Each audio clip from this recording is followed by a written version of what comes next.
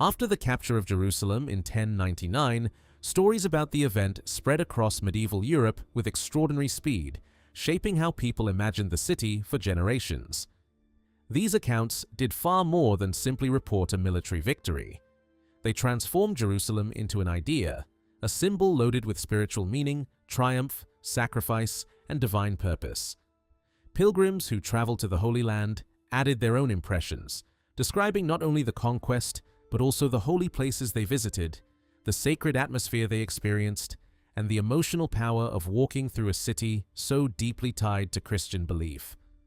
Over time, written narratives were joined by illustrations, imagined city views, and maps that helped people visualize Jerusalem even if they never expected to see it with their own eyes. Through this growing body of descriptions and images, Jerusalem came to be understood less as a functioning medieval city and more as a monumental sacred landscape defined by churches, shrines, walls, and dramatic religious symbolism. This powerful image shaped not only medieval imagination, but also the way later generations approached the city's history, encouraging a focus on great monuments, ceremonial routes, and sacred architecture while pushing the everyday reality of urban life into the background. Yet behind this symbolic image was a very real city filled with ordinary people, economic exchanges, property disputes, construction projects, negotiations, and the countless practical concerns that shaped life in any medieval urban center. Jerusalem was not simply a holy destination frozen in religious meaning. It was a living city constantly being reshaped by the people who inhabited it. A different picture emerges when attention turns away from monumental architecture and toward the practical records left behind by institutions operating in the Latin Kingdom. Although much documentary material disappeared after the kingdom eventually collapsed, enough survived through church archives and institutional preservation to reveal an entirely different side of Jerusalem. These records do not focus on dramatic military events or sacred ceremonies. Instead, they document the practical workings of city life: property transfers, rental agreements, legal conflicts, building permissions, financial arrangements, and the interactions between institutions and private residents. These fragments may seem ordinary at first glance, but together they offer something invaluable. They show Jerusalem not as an abstract religious symbol, but as a functioning urban environment where daily life unfolded in complex and often highly practical ways. Through these records, the city becomes visible as a place where social relationships, legal systems, economics, and urban development all interacted constantly. Streets changed, neighborhoods became denser, ownership shifted, institutions expanded their influence, residents adapted to changing circumstances. What had often been imagined as a static sacred city begins to appear instead as a dynamic urban organism. Modern historical approaches make it possible to understand this process far more clearly than before. Rather than treating medieval documents as isolated legal texts, researchers can break them apart into individual pieces of information and compare those fragments across larger collections of records.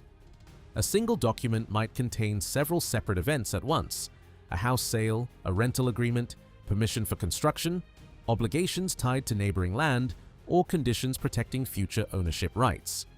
By separating these layers and examining them collectively, larger patterns begin to emerge. This method also presents difficulties, since medieval documentation is rarely straightforward. Descriptions are often vague, repetitive, or inconsistent. The same words may describe very different arrangements. A transaction that appears to be a simple sale might actually conceal a far more complicated social or financial relationship. Property boundaries were often described not with exact measurements, but through references to neighboring owners, nearby landmarks, or relative directions that no longer make obvious sense. Street names changed, buildings disappeared, entire neighborhoods evolved beyond recognition. Yet these problems are themselves revealing, because they show how medieval people understood their own urban environment, not through modern precision, but through practical relationships, local familiarity, and recognizable landmarks. When combined with archaeological evidence and spatial analysis, these records allow historians to reconstruct how medieval cities actually functioned, how districts evolved, how economic activity expanded, and how urban space reflected changing social structures. Jerusalem is especially fascinating in this respect because its extraordinary religious significance has so often encouraged historians to treat it as an exceptional case, somehow separate from the ordinary processes that shaped other medieval cities. But cities do not stop functioning as cities simply because they are sacred. Pilgrims require lodging, food, roads, services, and security. Religious institutions need income, labor, construction, supply systems, and property management. Political power generates competition over land and urban influence. Sacred movement creates commercial movement. Jerusalem was no different.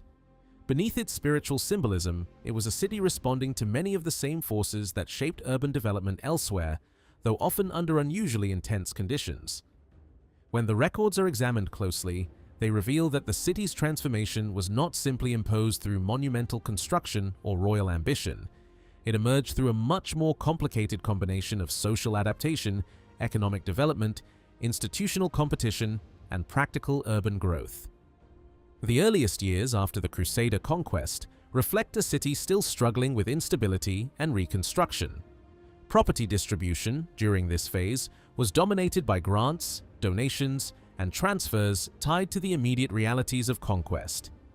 Land and buildings needed to be assigned quickly. Institutions had to be supported. Political control had to be consolidated. In such conditions, ownership often reflected military necessity and political patronage more than normal urban market behavior. But this situation gradually changed.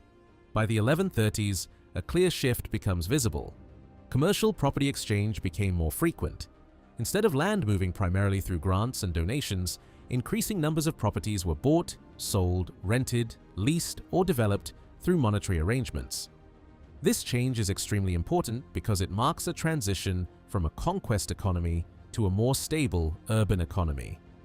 A city where land is distributed through grants reflects political consolidation. A city where land increasingly changes hands through commercial exchange reflects population growth, legal stabilization, and expanding economic complexity.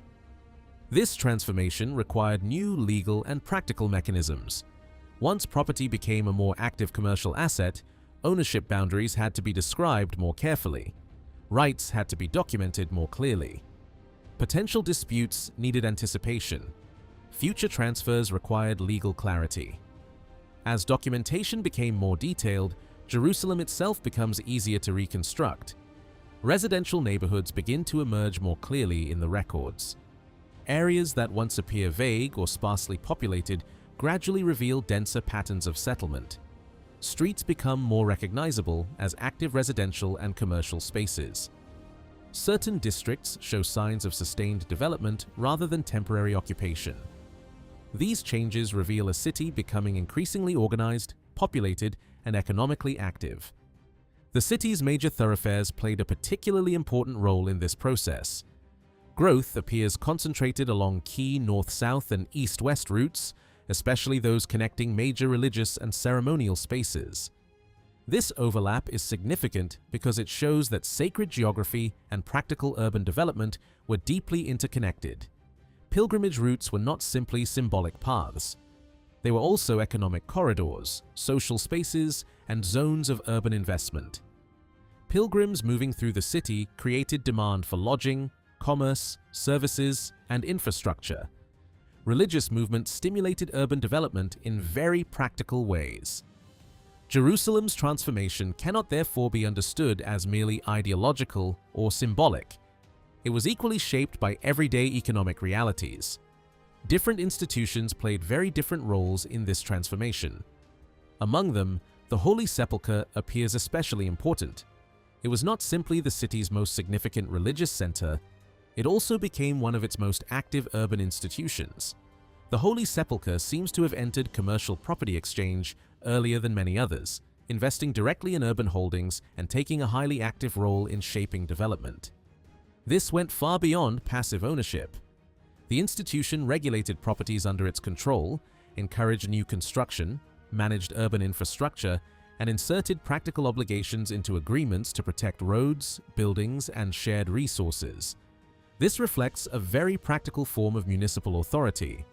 Officially, Jerusalem's authority was divided between king and patriarch, but formal legal theory does not always explain how urban power actually functioned. Practical influence mattered just as much. The Patriarch and the Holy Sepulchre exercised authority not only through formal jurisdiction, but through their ability to shape the city's everyday life, by regulating property, encouraging investment, reducing risk, and influencing development. This distinction is crucial because it shows that municipal power was not simply about titles or legal definitions. It was also about who could practically shape urban outcomes. Other institutions initially played smaller roles. Despite possessing significant wealth and holdings, some did not engage as aggressively in Jerusalem's urban transformation. The hospital, for example, focused much of its earlier energy elsewhere in the kingdom rather than immediately competing in Jerusalem's urban property market. But over time, this would change dramatically. The countryside surrounding Jerusalem followed a related but distinct pattern. The city could not survive without support from its hinterland. Food, labor, materials, transport, and agricultural production all connected Jerusalem to the lands beyond its walls. Early development outside the city remained slow, limited by insecurity, military threats, and limited institutional interest. Here again, the Holy Sepulchre played an especially active role, suggesting an early recognition that city and countryside formed a single interconnected economic system. Urban survival depended on rural stability. As conditions improved, institutional interest in the hinterland increased. By the late 1130s and 1140s, new players became more active, especially the hospital, whose growing responsibilities for pilgrims created expanding logistical needs. At the same time, socioeconomic mechanisms first developed inside Jerusalem began spreading outward. Structured agreements, organized land management, tenant systems, and incentive-driven development appeared in rural settlements as well. These developments were not accidental. They reflected increasingly sophisticated institutional strategies. None of this would have worked without social adaptation. Urban economies require trust, and Jerusalem's social environment made trust unusually difficult. The city had experienced conquest, violence, displacement, and demographic disruption. Many old social networks had collapsed. Large immigrant populations arrived from different parts of Europe. Local Christian communities remained, but the city's social structure was fragmented and unstable. Under such conditions, institutions became essential in creating trust.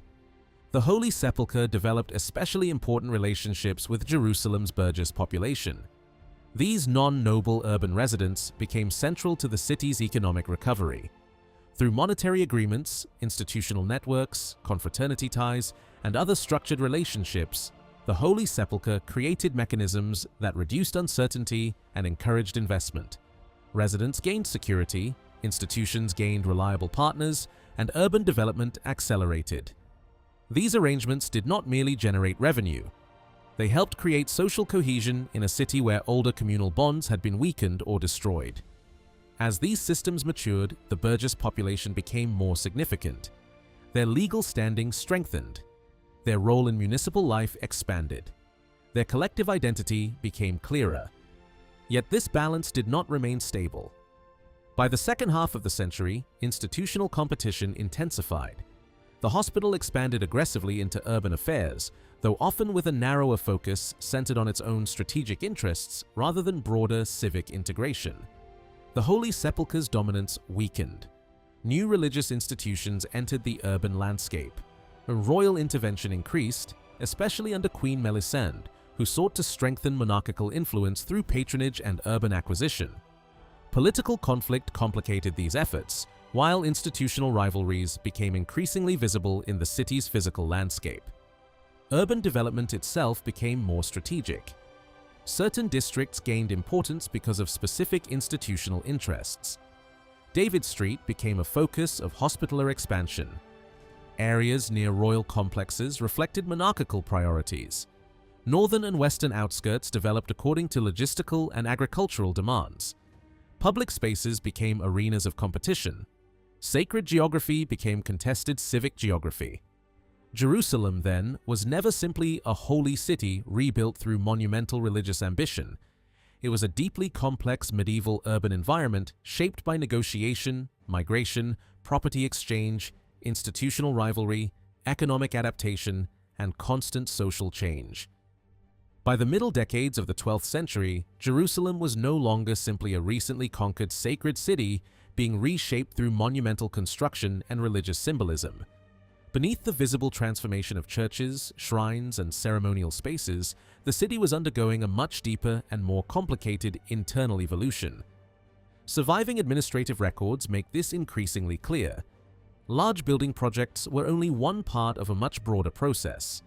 During the 1130s, commercial property transactions began appearing with much greater frequency, revealing the early growth of a functioning urban economy long before the city's most famous architectural transformation had fully matured. Houses, plots, commercial spaces, and income-producing properties were moving between owners more regularly, reflecting settlement growth, institutional investment, and increasingly active participation in urban life. Jerusalem's transformation was therefore not simply something imposed by rulers, patriarchs, or religious ambition from above. It was also being driven from within by practical human activity, legal adaptation, economic experimentation, and social change. The contrast between Jerusalem's symbolic image and its practical reality becomes especially striking when one looks at the years immediately after the conquest. Later, imagination often presents the city as a triumphant Christian capital almost from the beginning, but the reality was far less stable. Political tensions existed between military leaders and religious authorities, each with their own ideas about how the city should be governed and what its future should look like. Jerusalem had been captured, but it had not yet become a fully functioning capital. Administrative structures remained fragile, resources were limited, and the surrounding countryside remained insecure. Symbolic importance alone could not sustain a city. The rulers understood this clearly. Rebuilding churches and restoring sacred sites mattered enormously, but a functioning city also required residents, merchants, legal order, stable institutions, food supplies, and incentives for people to remain there permanently rather than simply pass through as pilgrims or soldiers. Because of this, practical measures were introduced to encourage repopulation and urban stabilization. Property regulations were adjusted to make ownership and investment easier. Merchants were encouraged to participate in economic life. Incentives were created to attract settlers. Communities from nearby regions were brought in to help repopulate damaged or underused parts of the city. These were not abstract ideological policies. They were direct responses to the practical crisis facing a city that had enormous symbolic prestige but lacked the social and economic stability needed to function properly. Even then, progress was uneven. Financial strain, political uncertainty, environmental hardship, and broader regional instability slowed recovery. Some major structures deteriorated. Efforts to attract population and commerce had mixed success. Yet over time, especially by the middle of the century, conditions improved dramatically. Religious buildings multiplied, infrastructure strengthened. Pilgrim numbers increased significantly, bringing not only spiritual prestige but also economic energy.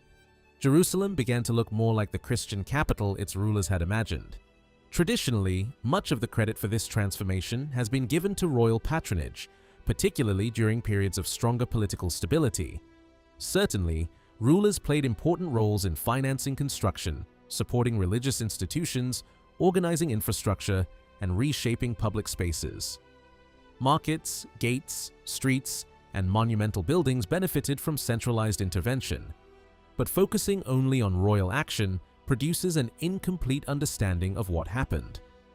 The documentary evidence suggests that the city's transformation was equally shaped by forces operating at street level: property exchange, institutional competition, economic adaptation, legal development, and the actions of ordinary urban residents. The records themselves reveal how urban life became increasingly sophisticated over time. Early exchanges often revolved around grants, donations, confirmations of ownership, or religious endowments. These reflected a city still operating under the immediate conditions of conquest and political consolidation. But as decades passed, the character of transactions changed significantly. Sales became more common, leasing arrangements expanded, property agreements grew more detailed, commercial exchange became increasingly visible.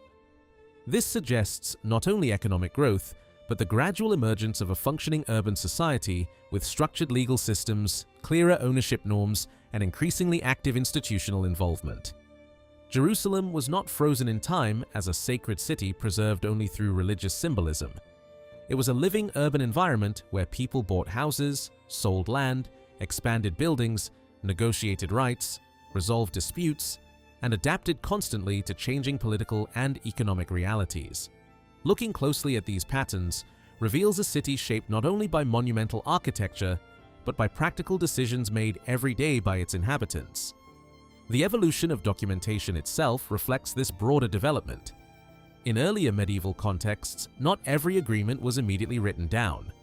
Many arrangements were based on spoken agreements, public acknowledgement, customary practice, or mutual trust, only later being formalized in written form as administrative systems became more developed. By the later 12th century, formal record-keeping had become increasingly common, reflecting stronger legal and bureaucratic structures. Jerusalem appears to have followed this same pattern. What may once have been handled through informal understanding increasingly became part of structured documentation, revealing institutions that were becoming more sophisticated, organized, and administratively capable. Yet these records reveal more than legal mechanisms alone. They also preserve traces of the human rituals surrounding property exchange. Medieval transactions were not simply cold bureaucratic acts. They often involved public affirmation, witnesses, negotiation, approval, ceremony, and conflict. The language preserved in these documents occasionally hints at these moments: agreements confirmed before assembled witnesses, disputes forcing renegotiation, conflicts between private individuals and powerful institutions over ownership rights, boundaries, or obligations. These tensions had direct consequences for the physical city. A dispute over ownership could delay construction. A renegotiated agreement could alter the use of a building. Institutional intervention could reshape a street, neighborhood, or public route. Legal paperwork was not separate from urban life. It actively shaped the city's physical development. Categorizing these transactions reveals even larger patterns. Economic change is only one part of the story. Social transformation, institutional competition, and shifting legal culture are equally visible. But to fully understand what was happening in Jerusalem, it is not enough to study the transactions themselves. One must also understand the people involved. Every sale, dispute, lease, donation, and agreement involved actual participants: rulers, patriarchs, clergy, nobles, military figures, merchants, townspeople, families, and ordinary residents. Following these individuals reveals how Jerusalem's social structure evolved and which groups became increasingly important in shaping the city. This kind of social reconstruction is not easy. Medieval records are often inconsistent in identifying individuals. Names appear in multiple forms. Titles shift over time. Fathers and sons may share identical names, making identification difficult. Some people appear repeatedly, while others surface only once. Despite these limitations, broader patterns emerge. One especially revealing change is the growing role of family participation in property transactions. Over time, more records show relatives approving transfers, sales, or donations. This suggests a society becoming more rooted and socially structured. In an unstable post-conquest environment, informal agreements may initially have been sufficient. But as families established themselves and inheritance became more significant, formal recognition of familial rights became increasingly necessary. The social composition of economic participants also changed dramatically. In the earliest phase, power remained concentrated among rulers, major nobles, and dominant institutions. Over time, however, a much wider range of social actors entered urban economic life. Merchants, burgesses, religious communities, military institutions, and ordinary residents all became increasingly visible. This reflects the emergence of a more layered and complex urban society. Jerusalem was no longer simply a conquered political religious center. It was becoming a functioning city with multiple classes, competing interests, and increasingly interconnected economic relationships. These records also allow reconstruction of social networks.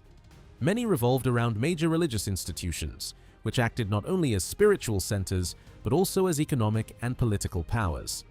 Their influence extended into property ownership, dispute resolution, tenant management, and urban development. Following individuals connected to these institutions reveals how influence moved through the city and how relationships between people, families, and organizations helped shape Jerusalem's transformation. Space itself plays a crucial role in this story. Medieval records rarely describe locations with modern precision.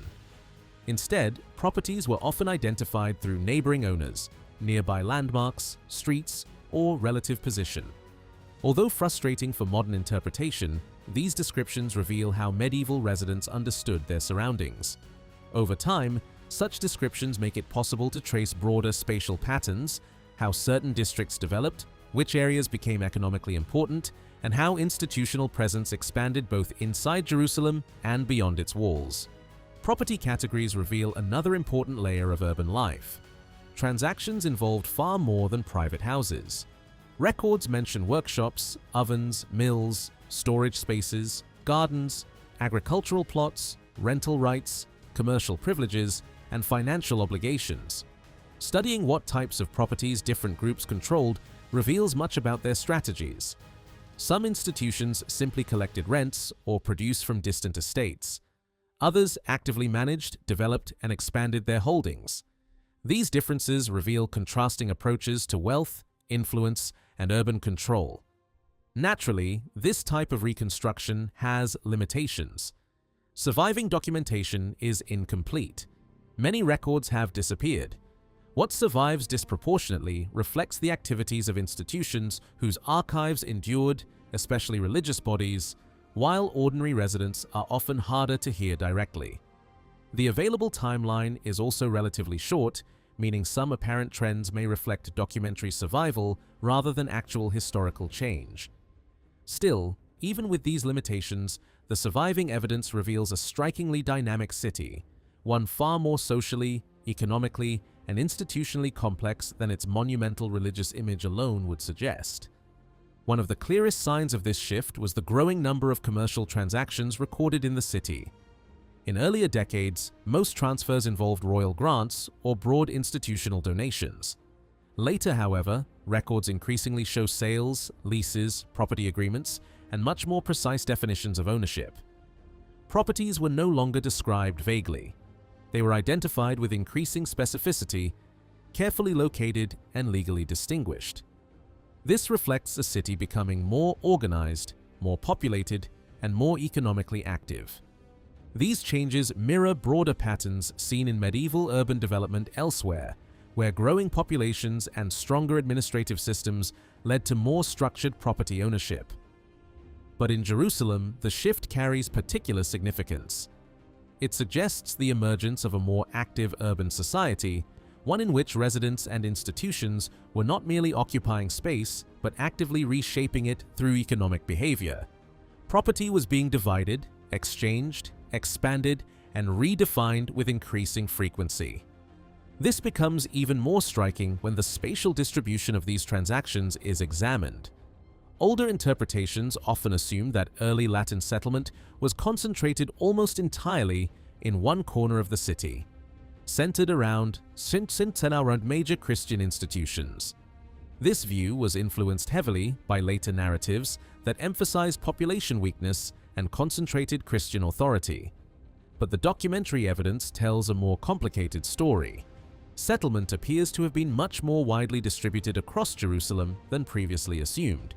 Residential clusters can be identified in several different parts of the city, not just near major religious centers. Areas near the Temple Mount, southern districts, and important streets all show signs of active development. These neighborhoods included both Latin settlers and local Christian communities living in close proximity, suggesting a more mixed and dynamic urban environment than the rigid divisions often imagined. One especially important zone of development stretched between the Temple Mount and the city's central districts. This route became increasingly significant not only because of religious movement, but because of everyday urban life.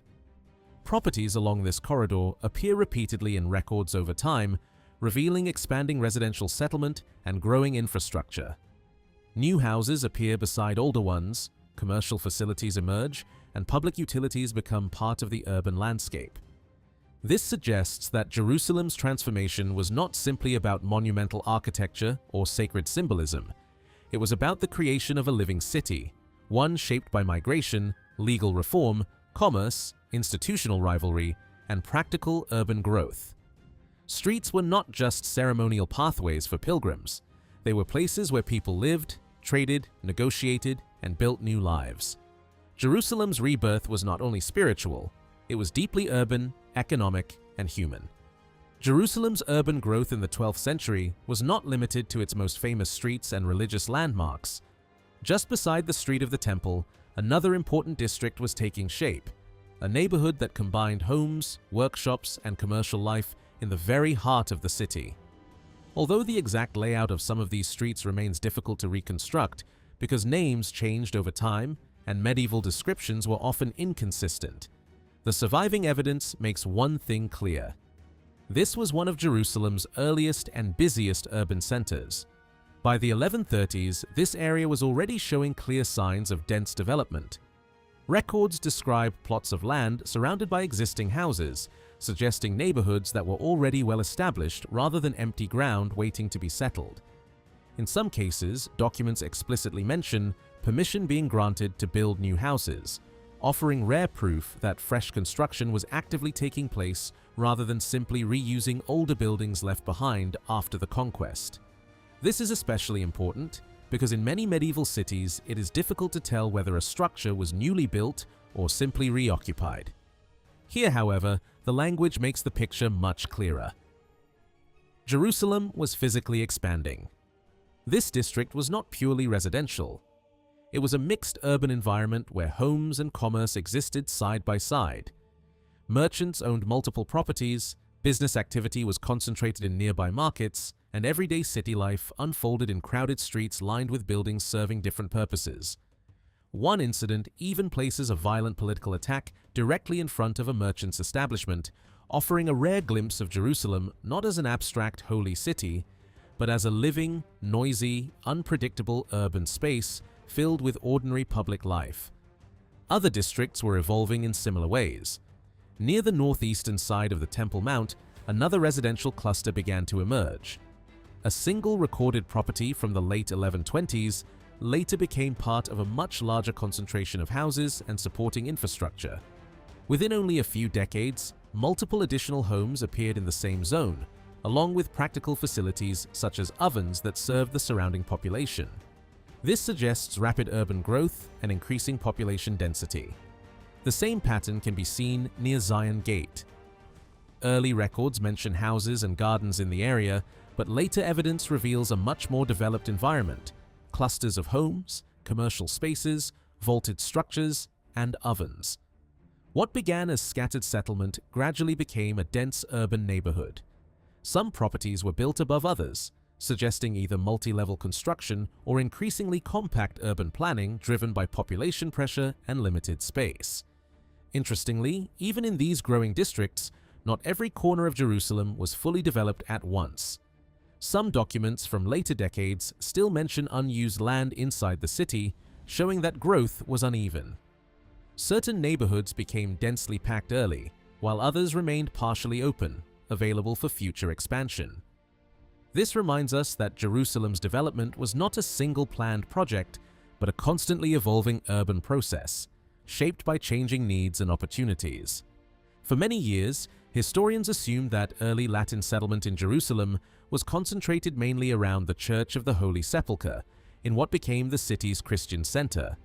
That interpretation was influenced heavily by later descriptions portraying the city as underpopulated and fragile in its early years. But when property records are examined more carefully, a different image appears. Settlement was far more dispersed than once believed. Latin settlers were not confined to one isolated district. Residential clusters appeared across multiple parts of the city, often in areas where local Christian communities also lived. Rather than rigid ethnic or religious segregation, the evidence suggests a much more mixed urban environment. Different groups lived close together, shared streets, and participated in the same developing city.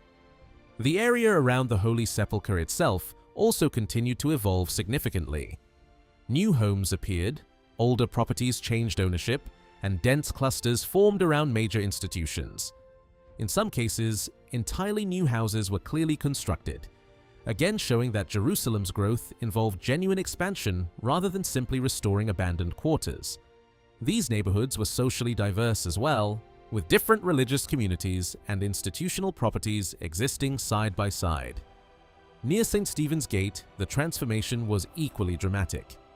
What may once have been little more than isolated land eventually became lined with houses, shops, and larger structures. By the 1160s, the gate itself appears to have regained importance as a functioning entrance used by travelers entering and leaving the city. This shift was not just symbolic, it reflected broader changes in movement, trade, and urban geography. Commercial growth also reshaped areas around the Holy Sepulchre. Shops multiplied, and in some cases, private homes were absorbed into expanding commercial zones. Economic pressure could reshape neighborhoods just as effectively as population growth. In one example, part of a private residence was sold under financial pressure, so adjacent commercial properties could expand further. This reveals a city where urban space was becoming increasingly valuable. David's Gate tells a similar story. What began as a relatively quiet area gradually developed into a much more active district, with homes, businesses, and major institutional involvement. Some properties here were sold for remarkably high sums, suggesting growing economic importance. Contemporary maps even show commercial establishments in the area, confirming that this was not just residential expansion, but broader urban transformation. By the middle of the 12th century, the balance of power inside Jerusalem was beginning to shift in a dramatic way. For years, the Church of the Holy Sepulchre had played one of the leading roles in shaping the city's urban life. It had invested heavily in property, influenced development, and helped define how Jerusalem grew during its early decades under Latin Christian rule. But, as the century progressed, a new force began rising within the city: the hospital. What had once been primarily known as a charitable institution caring for pilgrims, the sick, and the poor gradually transformed into one of Jerusalem's most powerful urban players, increasingly expanding its reach through property acquisition, financial investment, and strategic development. One of the clearest signs of this change was the growing competition between major institutions over control of valuable urban property. Jerusalem was no longer simply a city of religious devotion. It had become a place where land meant influence and influence meant power. Some agreements from this period included specific restrictions designed to prevent properties from being sold or transferred to rival religious groups. These were not minor legal details. They reveal an increasingly competitive struggle for dominance inside the city. Institutions were no longer simply maintaining their holdings. They were actively defending territory, securing influence, and trying to prevent competitors from gaining ground. The Holy Sepulchre initially remained highly active in this urban contest. Unlike some other institutions that relied more heavily on land holdings or rural income, it frequently used direct financial transactions to strengthen its position. Houses were purchased, rents were collected, land was leased, and urban properties became part of a larger strategy of influence. This reflects a city whose economy was becoming increasingly monetized and sophisticated. Jerusalem was not operating purely through traditional land grants or feudal arrangements anymore. Cash transactions were becoming central to the way the city functioned, showing a more dynamic and commercially active urban environment. Yet while the Holy Sepulchre had led much of the earlier urban transformation, the hospital gradually adopted and then expanded many of the same strategies. By the late 1150s and especially the 1160s, its presence in Jerusalem's property market became much more aggressive. The institution began investing significant sums of money into urban real estate, focusing especially on districts near its own headquarters. This was not random growth. The pattern strongly suggests organized planning. The hospital appears to have deliberately concentrated its efforts in specific areas, gradually building up control over strategic sections of the city. David Street became one of the most important centers of this expansion. Running through one of Jerusalem's busiest and most commercially valuable zones, this street was ideal for an institution seeking both influence and economic advantage. Over time, properties along the street were purchased, exchanged, consolidated, and sometimes redeveloped. In certain cases, existing agreements suggest coordinated attempts to gain control over neighboring buildings in order to create larger zones of institutional dominance. This was more than simple property management. It was urban strategy. As this process unfolded, Jerusalem itself began to experience a kind of informal zoning. Different institutions increasingly developed spheres of influence in particular parts of the city. Some areas came to reflect the priorities of one institution, while neighboring districts aligned more closely with another. Property exchanges between major religious powers often reinforced these boundaries, effectively dividing parts of Jerusalem into competing zones of authority. This transformed the city's physical and social layout, as streets and neighborhoods began reflecting not just geography, but institutional rivalry. The hospital's expansion was especially striking because it seems to have changed the character of certain districts. Areas that may once have been primarily residential gradually became tied more closely to the institution's operational needs. Buildings were repurposed, land was reorganized, and space was adapted to support growing institutional ambitions. Meanwhile, the Holy Sepulchre appears to have gradually shifted some of its focus elsewhere, reducing its direct influence over certain parts of the city while maintaining strength in others. This rivalry did not emerge in isolation. Larger political developments were also reshaping Jerusalem's internal power structure. Conflicts between church leaders, shifting royal alliances, and broader political instability all affected which institutions gained or lost influence. Leadership disputes weakened some traditional authorities, while others, particularly the hospital, used these moments of uncertainty to strengthen their own position.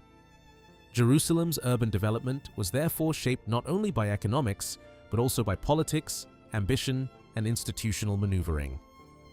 What makes this transformation especially fascinating is that it happened alongside growing military danger in the wider region.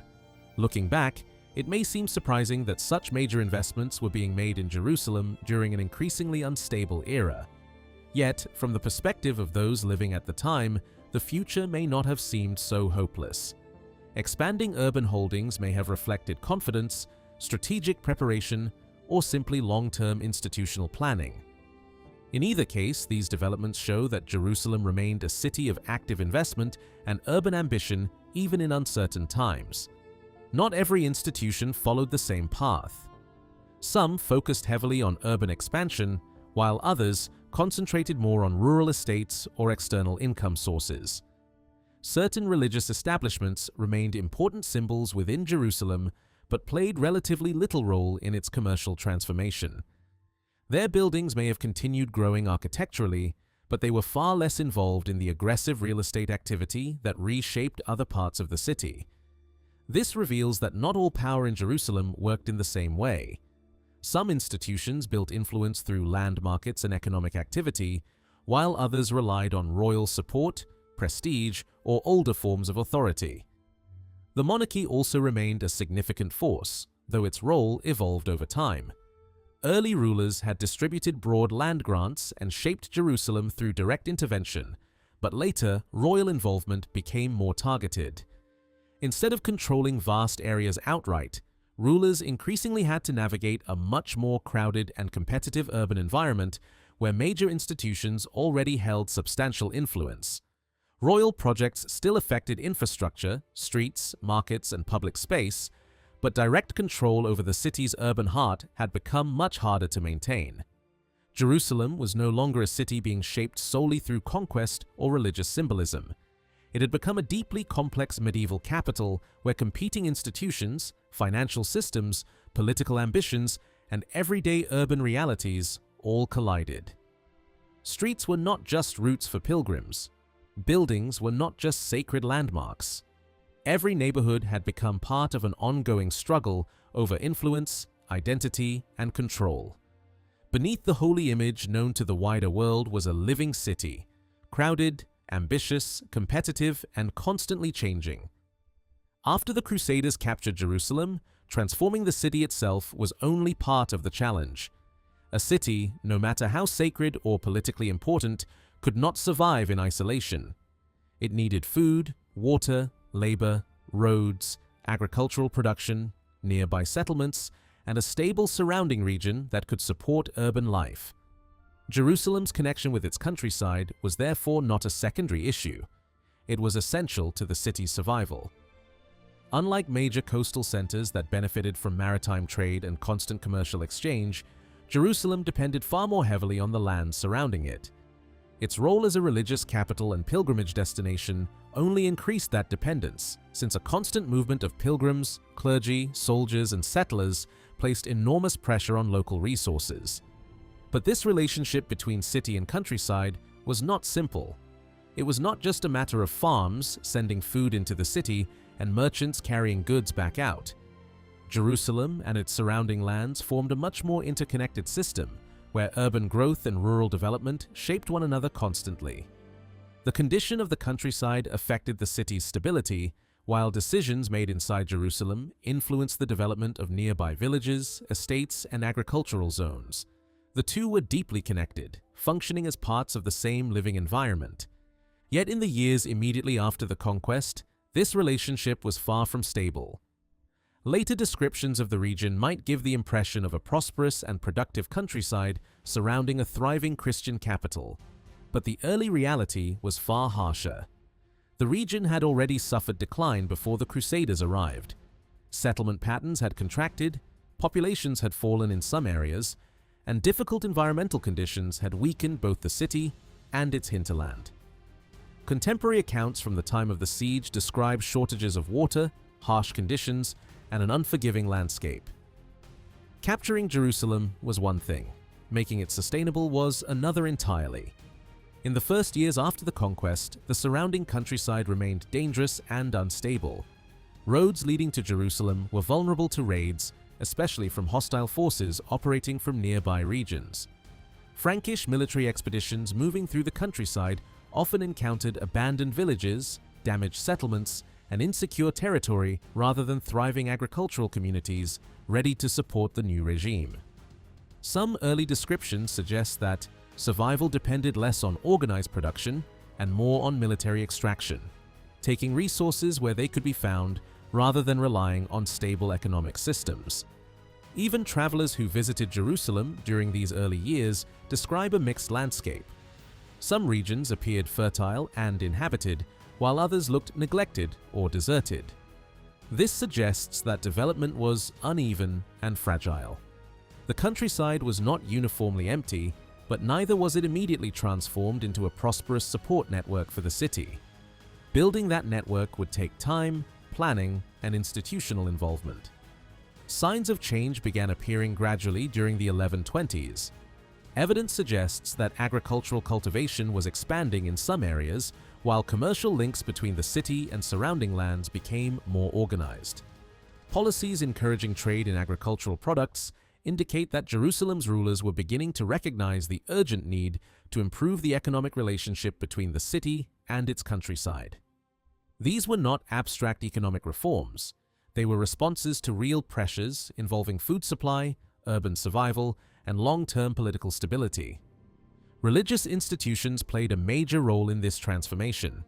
Since Jerusalem's rulers were often occupied with warfare, regional politics, and broader military concerns, much of the practical work of development fell to the powerful institutions based inside the city. These organizations did far more than oversee worship or provide spiritual services. They became active landholders, administrators, and economic agents, helping to shape both the urban environment and the surrounding countryside. Among them, the Church of the Holy Sepulchre emerged as one of the most important forces in the early development of Jerusalem's hinterland. Vast land grants gave it influence over numerous villages and agricultural areas, especially to the north of the city. This was not simply symbolic generosity.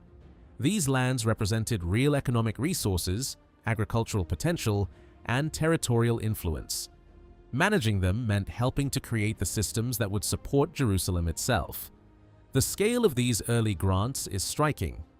In the first decade after the conquest, a huge proportion of land distributed in the region appears to have gone to institutions tied directly to Jerusalem, with the Holy Sepulchre standing out in particular. This shows how central religious institutions were to the practical project of consolidating Crusader control. Their responsibilities extended far beyond city walls, but expansion into the countryside was not immediate or effortless. Despite major grants, development appears to have progressed slowly. The number of new rural properties being actively incorporated into Jerusalem's sphere did not rise dramatically at first.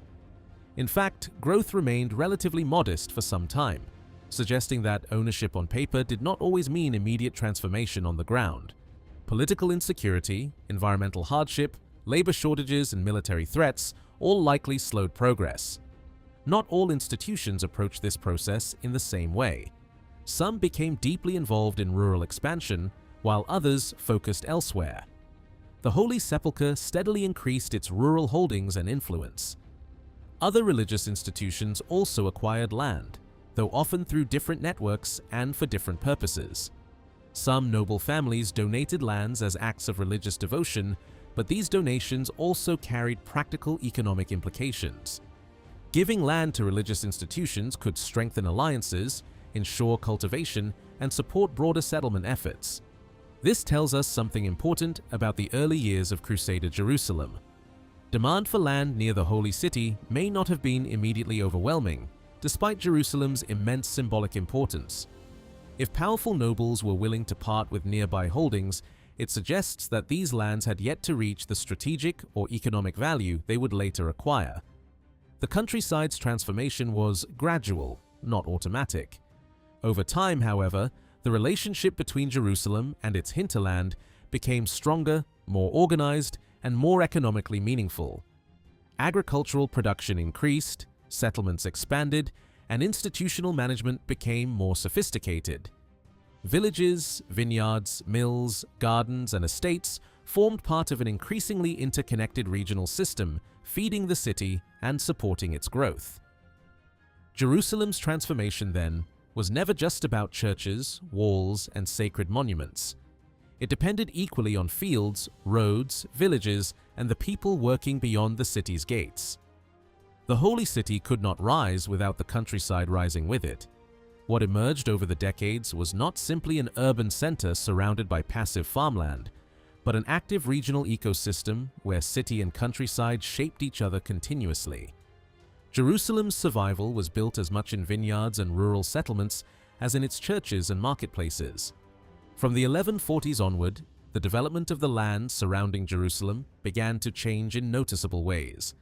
During the earlier decades after the Crusader conquest, the expansion of the countryside around the city had moved slowly and unevenly, shaped mostly by a few dominant institutions, especially the Church of the Holy Sepulchre. But by the middle of the 12th century, this pattern began to shift. More religious institutions started gaining influence in the region, new settlements developed, and the countryside around Jerusalem became far more active, organized, and economically competitive than before. One of the most important players in this transformation was the Hospital of St. John. What had once been known mainly for caring for pilgrims and the sick was steadily becoming a major landholding and political force. Its expansion into the lands around Jerusalem was part of a much larger transformation taking place across the Latin Kingdom, but the region near Jerusalem presented a particularly interesting case. Unlike the Holy Sepulchre, which had dominated the city's surrounding countryside from the earliest years after the conquest, the hospital entered this sphere more gradually. When it did, however, its presence became increasingly significant. Some of its new holdings were tied not only to economic ambition, but also to military strategy.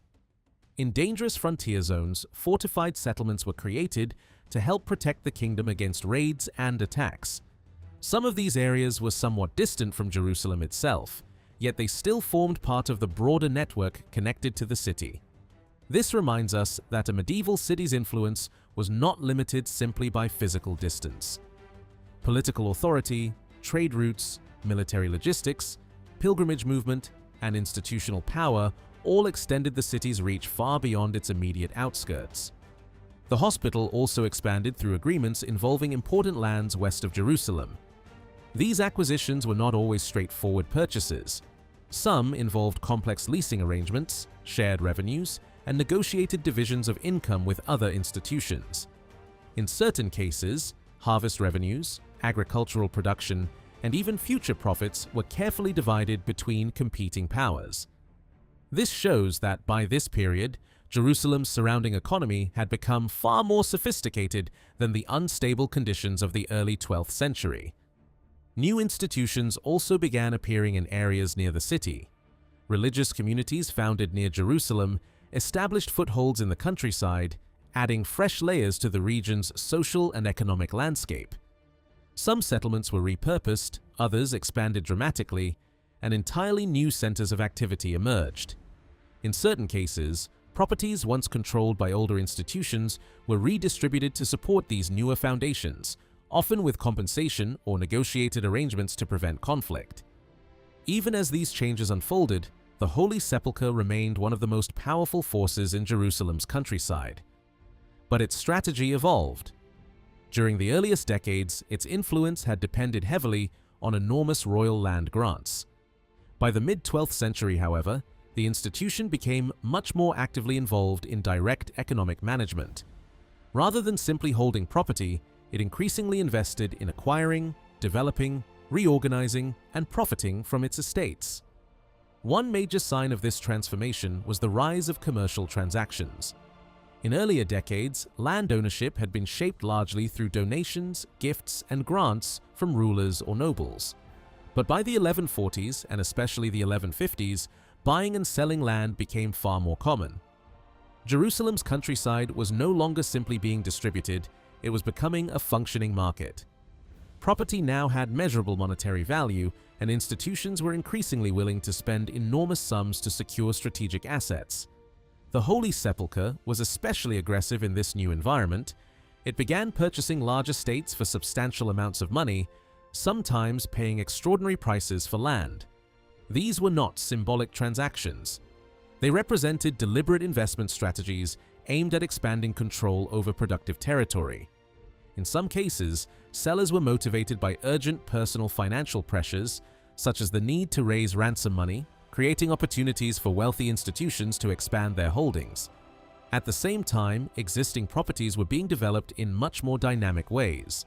Land already owned by powerful institutions was no longer simply left in passive use. Instead, it was actively reorganized to generate higher returns. Agricultural land was leased out, plots were subdivided, new tenants were brought in, and cultivation was encouraged in areas that had previously remained underused. This was a major shift from the slower, more static patterns of earlier decades. One particularly revealing example was Magna Mahumeria, one of the most important settlements north of Jerusalem. What had begun as a relatively modest village eventually grew into a major administrative and agricultural center. Its position on the road connecting Jerusalem to the north made it especially valuable. Over time, houses, plots, public structures, and agricultural estates expanded, turning it into a thriving rural hub tied closely to the city. The development of places like Magna Mahumeria reveals something crucial about how Jerusalem's surrounding region evolved. Growth was not simply about acquiring land, it was about managing it effectively. Institutions experimented with new economic models, leasing arrangements, and tenant agreements designed to maximize productivity. Small-scale landholders, settlers, and townspeople became increasingly involved in this process, suggesting the rise of a broader and more active rural economy. This sometimes meant redistributing land from one tenant to another. If previous holders failed to develop or properly maintain their plots, institutions could transfer those lands to new occupants. But this was not always just about failure. In many cases, it appears to have been part of deliberate economic planning, pooling land under institutional control, then redistributing it strategically to improve productivity and increase rental income. This period also reveals striking differences between institutions. Not all of them behaved the same way. Some aggressively pursued economic expansion, while others focused more narrowly on religious maintenance or localized support. The Holy Sepulchre stood out for the sophistication and scale of its land management strategies. The hospital, meanwhile, developed a different pattern, often tied to its emerging responsibilities for protecting pilgrims and managing routes into Jerusalem. This difference may explain why the documentary evidence for some institutions appears less economically focused, even when archaeological remains suggest major development. The hospital's rural properties may have initially served logistical or protective purposes rather than purely agricultural ones. Over time, however, those holdings also became economically significant, showing how institutional roles could evolve. By the middle of the 12th century, Jerusalem's hinterland had become something far more complex than the unstable countryside of the early conquest years. It was now a living economic landscape shaped by institutional competition, agricultural expansion, strategic planning, settlement growth, and commercial investment. Villages expanded, new roads gained importance, land became increasingly valuable, and rural production became more deeply tied to urban prosperity. Jerusalem itself could not have transformed into a thriving medieval capital without this wider regional change. The city's churches, pilgrims, and political institutions depended entirely on the evolving countryside beyond its walls. What emerged was not merely a city surrounded by farmland, but an interconnected regional system where economic ambition, religious authority, and practical survival worked together to reshape the entire landscape. One of the clearest signs of this change was the appearance of increasingly strict legal conditions attached to land agreements. Institutions that leased or transferred land no longer focused only on immediate profits. They also sought to control what might happen to that land in the future. Some agreements specifically restricted tenants from selling or transferring property to rival institutions. These restrictions were not minor technical details. They reveal a world in which competition over land around Jerusalem had become serious enough to require defensive legal strategies. Control of property now meant more than ownership. It meant influence, access to resources, and long-term institutional power. The rivalry was especially intense among the most powerful Latin institutions, but competition likely extended even beyond them. By the later 12th century, the land surrounding Jerusalem had become crowded with religious estates, fortified properties, vineyards, farms, and strategic holdings. Roads leading away from the city were lined with institutions seeking influence over both travelers and agricultural production. Competition was no longer limited to urban real estate inside Jerusalem's walls. It had spread into the countryside, where land itself had become one of the kingdom's most valuable resources. No institution was more deeply involved in managing this environment than the Church of the Holy Sepulchre. By this period, its control over rural properties had reached an extraordinary level of sophistication. Its administrators did not simply collect revenues from distant estates. They actively regulated tenants, structured agreements in precise detail, and maintained close oversight of how land was cultivated, transferred, and developed. This suggests an organization that was not only wealthy, but highly experienced in practical economic management. What makes this especially remarkable is how closely the institution appears to have known the people living on its lands. Surviving evidence suggests not only formal control over settlers and tenants, but a detailed awareness of who they were and what obligations they held. This included not just Latin settlers, but also local non-Latin populations working the land. The countryside around Jerusalem was therefore not divided into isolated ethnic worlds. Instead, powerful institutions operated across mixed social environments, managing diverse populations through shared economic systems. This level of involvement extended beyond direct administration. The Holy Sepulchre also actively strengthened its position by absorbing lands that had previously belonged to other religious communities. Some of these were local Eastern Christian institutions that had held property north of Jerusalem. Political protection had once shielded some of these groups, but when that protection weakened, the balance shifted. Larger Latin institutions moved in, purchasing land, settling disputes in their favor, or gradually incorporating valuable territory into their own expanding networks. These strategies were not entirely new. In fact, many of the methods being used in the countryside had already been tested earlier inside Jerusalem itself. During the city's urban transformation, the Holy Sepulchre had developed systems for regulating property, encouraging investment, managing tenants, and shaping economic activity. By the mid-12th century, those same techniques were being exported into the countryside. In effect, the tools first used to transform the city were now being used to reshape the lands beyond its walls. This reveals something crucial about Jerusalem's development. The city and its surrounding countryside were not separate worlds. They were deeply interconnected parts of the same economic and social system. Decisions made inside Jerusalem influenced rural expansion, while changes in the countryside supported urban growth. The transformation of one depended directly on the transformation of the other. This relationship becomes especially clear when looking at the earlier decades after the conquest. The Holy Sepulchre had been uniquely positioned from the beginning because it received not only urban properties but also extensive rural estates. No other institution enjoyed such a systematic economic foundation. This was not accidental. It reflected an intentional effort to make the institution one of the central powers in Jerusalem's survival and administration. Its responsibilities extended beyond religious life into food supply, property regulation, and economic stability. That helps explain why the institution's rural expansion seemed to slow during certain decades. At first glance, this pause might appear surprising. But when viewed alongside Jerusalem's urban transformation, it makes far more sense.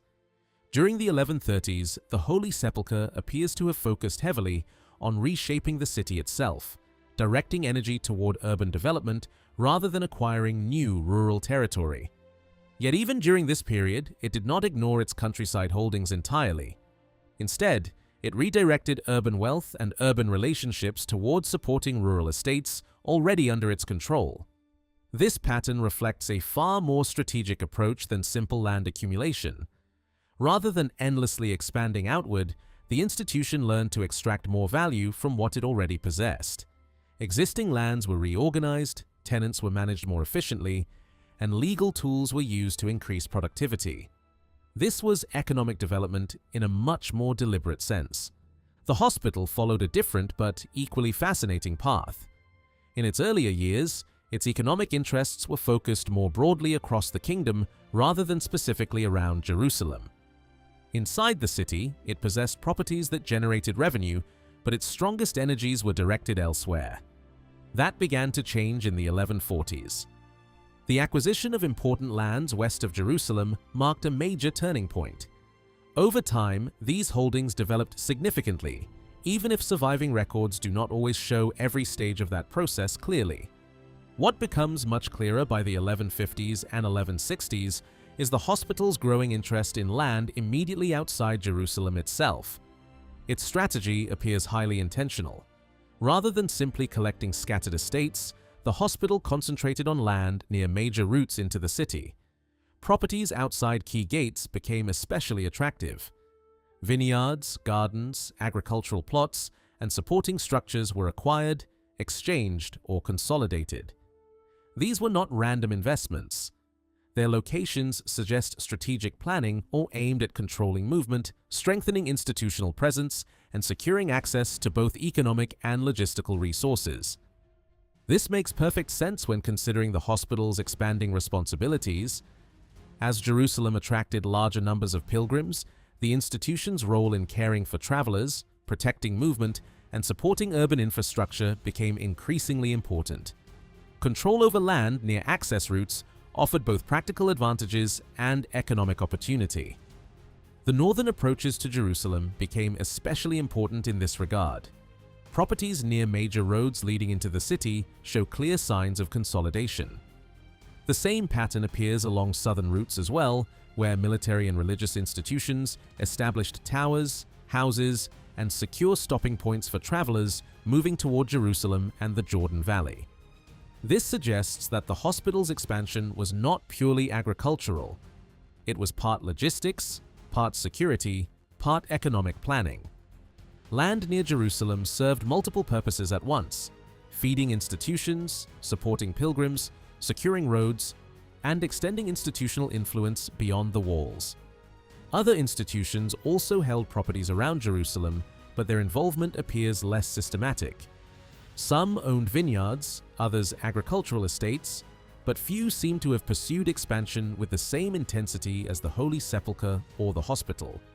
This growing competition between major powers increasingly shaped the landscape. By the later 12th century, the immediate outskirts of Jerusalem had become far more active than in earlier decades. The once relatively undefined spaces outside the city walls were turning into valuable zones of cultivation, infrastructure, and institutional expansion. The boundary between city and countryside was becoming less rigid. Instead of a clear separation, Jerusalem was surrounded by a transitional landscape where urban and rural life blended together. Jerusalem in the 12th century was not simply changing in terms of buildings, institutions, and land ownership. It was also undergoing a profound social transformation. In the years immediately after the Crusader conquest, the city had been left devastated. Much of its original population had either fled before the siege, been killed during the violence that followed, or been forced out afterward. Even many of the Crusaders themselves did not remain. After the military campaign ended, large numbers returned to Europe, leaving behind a city that was politically significant but socially fragile. Jerusalem had been conquered, but in many ways it was still empty, damaged, and struggling to function as a real urban center. Yet, this situation did not remain unchanged. Over the following decades, Jerusalem was gradually repopulated, transformed from a weakened and partially abandoned city into one of the most crowded and diverse urban centers in the region. New settlers arrived from across Western Europe. Pilgrims came in large numbers, some staying only briefly, others remaining for years. Eastern Christian communities also became part of this transformation, including groups who may not have lived in Jerusalem before the conquest, but were drawn there by the city's changing political and religious environment. By the middle of the 12th century, Jerusalem had become a city filled with extraordinary human diversity. And that diversity was not simply a matter of Christians and non-Christians living side by side. Even within the Latin Christian population itself, there was enormous variation. Settlers came from different kingdoms, spoke different languages, followed different customs, and carried different identities. Jerusalem was not a city populated by a single united Western community. It was a city of immigrants from many backgrounds, each bringing their own expectations, traditions, and ambitions. This raises an important question. How did such a fragmented and constantly changing population become a functioning city? A crowded city is not automatically a united one. People can live beside one another without forming a shared community. Jerusalem's religious festivals may have created moments of collective participation, bringing different groups together in shared ceremonies, but daily urban life required something much deeper. A city needs systems of cooperation, trust, legal order, and shared economic behavior. Without these, population growth alone does not create urban stability. That is exactly what makes Jerusalem's transformation so fascinating. The city did not simply recover because more people arrived. It changed because new social structures gradually emerged that allowed this diverse population to function together in practical ways. Legal systems, institutional relationships, property agreements, and economic incentives all played a role in turning a collection of individuals into something closer to a functioning urban society. One of the most important groups in this process was the burgesses, the non-noble urban residents who became increasingly central to Jerusalem's economic and social life. These were property holders, merchants, residents, and active participants in the city's development. Their relationship with the Church of the Holy Sepulchre became especially significant. This was not merely a religious connection. It became part of a broader economic and social system that helped stabilize urban life. The Holy Sepulchre was uniquely positioned for this role. Unlike most institutions, it held enormous influence both spiritually and economically. It controlled major properties, exercised legal authority, and played a central role in shaping Jerusalem's development. But its power did not depend simply on ownership. What made its influence transformative was the way it built practical relationships with urban residents. Instead of controlling the city purely through top-down authority, systems emerged that encouraged local participation. Property holders were given incentives to develop land, improve buildings, invest in urban space, and manage their holdings responsibly. These arrangements benefited both the institution and the residents themselves. The church gained stronger economic returns and a more stable city, while residents gained opportunity, legal protections, and access to urban advancement. This created something much more powerful than a simple landlord-tenant relationship. It became a structure based on mutual dependence. Institutions needed residents to build, trade, and maintain the city. Residents needed institutions for legal recognition, economic security, and social legitimacy. These reciprocal relationships reduced uncertainty and made cooperation easier. Trust played an enormous role in this process. Medieval urban life depended heavily on trust, not in the modern emotional sense, but as a practical social mechanism. Property transactions, business agreements, legal obligations, and institutional partnerships all required confidence that rules would be followed and obligations honored. Without that, economic life would collapse into instability. Jerusalem's transformation suggests that this trust gradually developed through repeated interaction between institutions and urban residents. Legal arrangements made transactions more predictable. Institutional authority reduced uncertainty. Shared customs created expectations. Over time, this helped lower the social costs of doing business, resolving disputes, and investing in property. This does not mean Jerusalem developed exactly like the famous self-governing communes of medieval Europe. In fact, its path was very different. For a long time, historians viewed Jerusalem as a city that never fully developed the kind of civic independence seen in some Western cities. Because it lacked certain formal communal institutions, it was sometimes treated as socially incomplete, as if it never fully matured as an urban society. But that interpretation may miss the point entirely. Urban development does not follow a single universal model. A city does not need to imitate Western European communes in order to become socially complex or economically dynamic. Jerusalem developed according to its own circumstances, shaped by conquest, religion, migration, royal authority, and institutional dominance. Its systems may have looked different, but they were no less significant. Rather than producing a classic independent commune, Jerusalem developed a different kind of urban structure, one built around institutional partnerships, negotiated legal relationships, and practical economic cooperation. Its residents may not have formed the same kind of sworn political communities seen elsewhere, but they still participated in meaningful civic mechanisms that shaped the city's future. And these relationships had visible consequences. The transformation of Jerusalem's social structure directly affected its physical development. When residents had incentives to improve properties, neighborhoods became denser. When institutions provided stability, investment increased. When trust made transactions easier, urban growth accelerated. The city's transformation was therefore not just architectural or economic. It was social at its core. This balance, however, was not permanent. By the middle of the century, the situation began to change. Other institutions grew stronger. The monarchy became more active in urban affairs. The hospital expanded aggressively. Competition intensified. The earlier balance between the Holy Sepulchre and the city's urban residents became increasingly unstable. But during those crucial early decades, these emerging social structures helped make Jerusalem's transformation possible.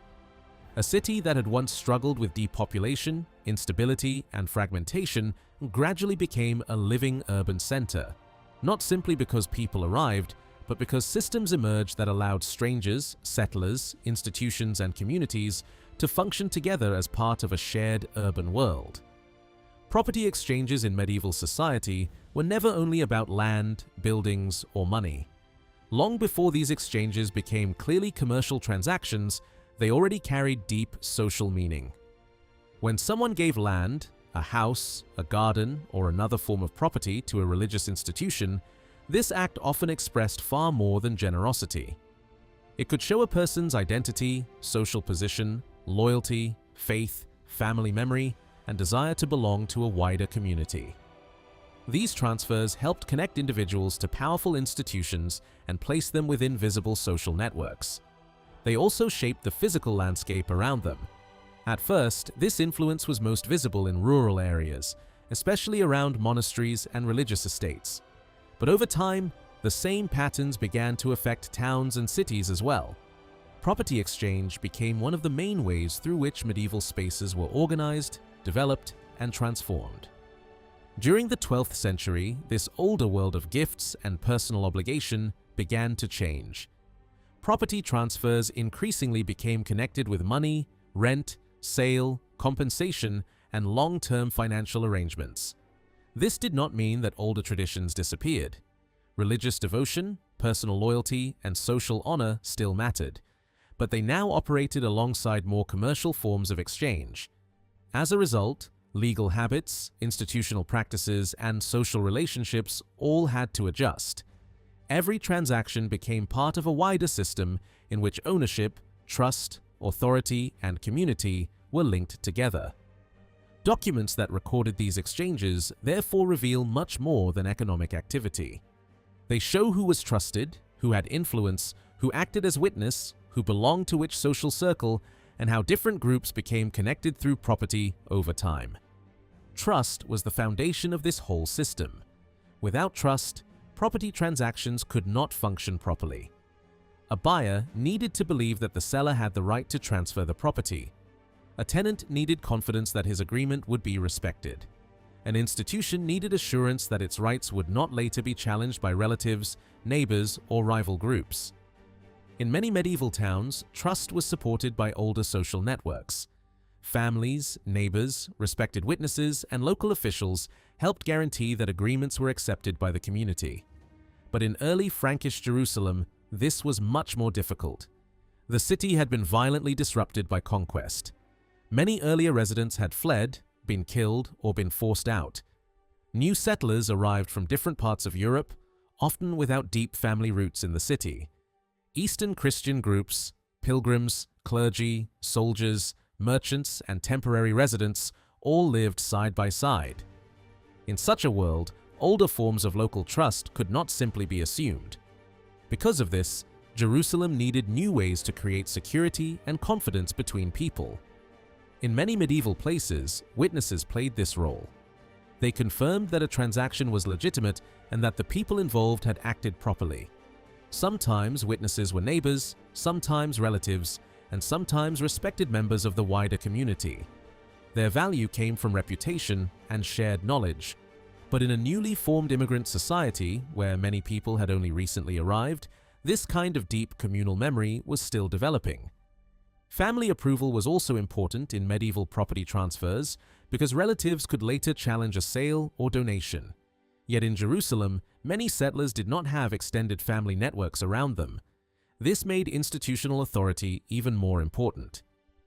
The Church of the Holy Sepulchre became especially important in filling this gap. Its role was not only religious, it acted as a stabilizing force in the social and economic life of the city. It owned property, supervised agreements, dealt with residents, and created relationships that made urban life more predictable. Through its authority, people could enter into transactions with more confidence. The Holy Sepulchre could reduce uncertainty, protect rights, and make investment less risky. In a city where trust had to be built almost from the ground up, this was a powerful advantage. This helps explain why the relationship between the Holy Sepulchre and Jerusalem's burgesses became so important.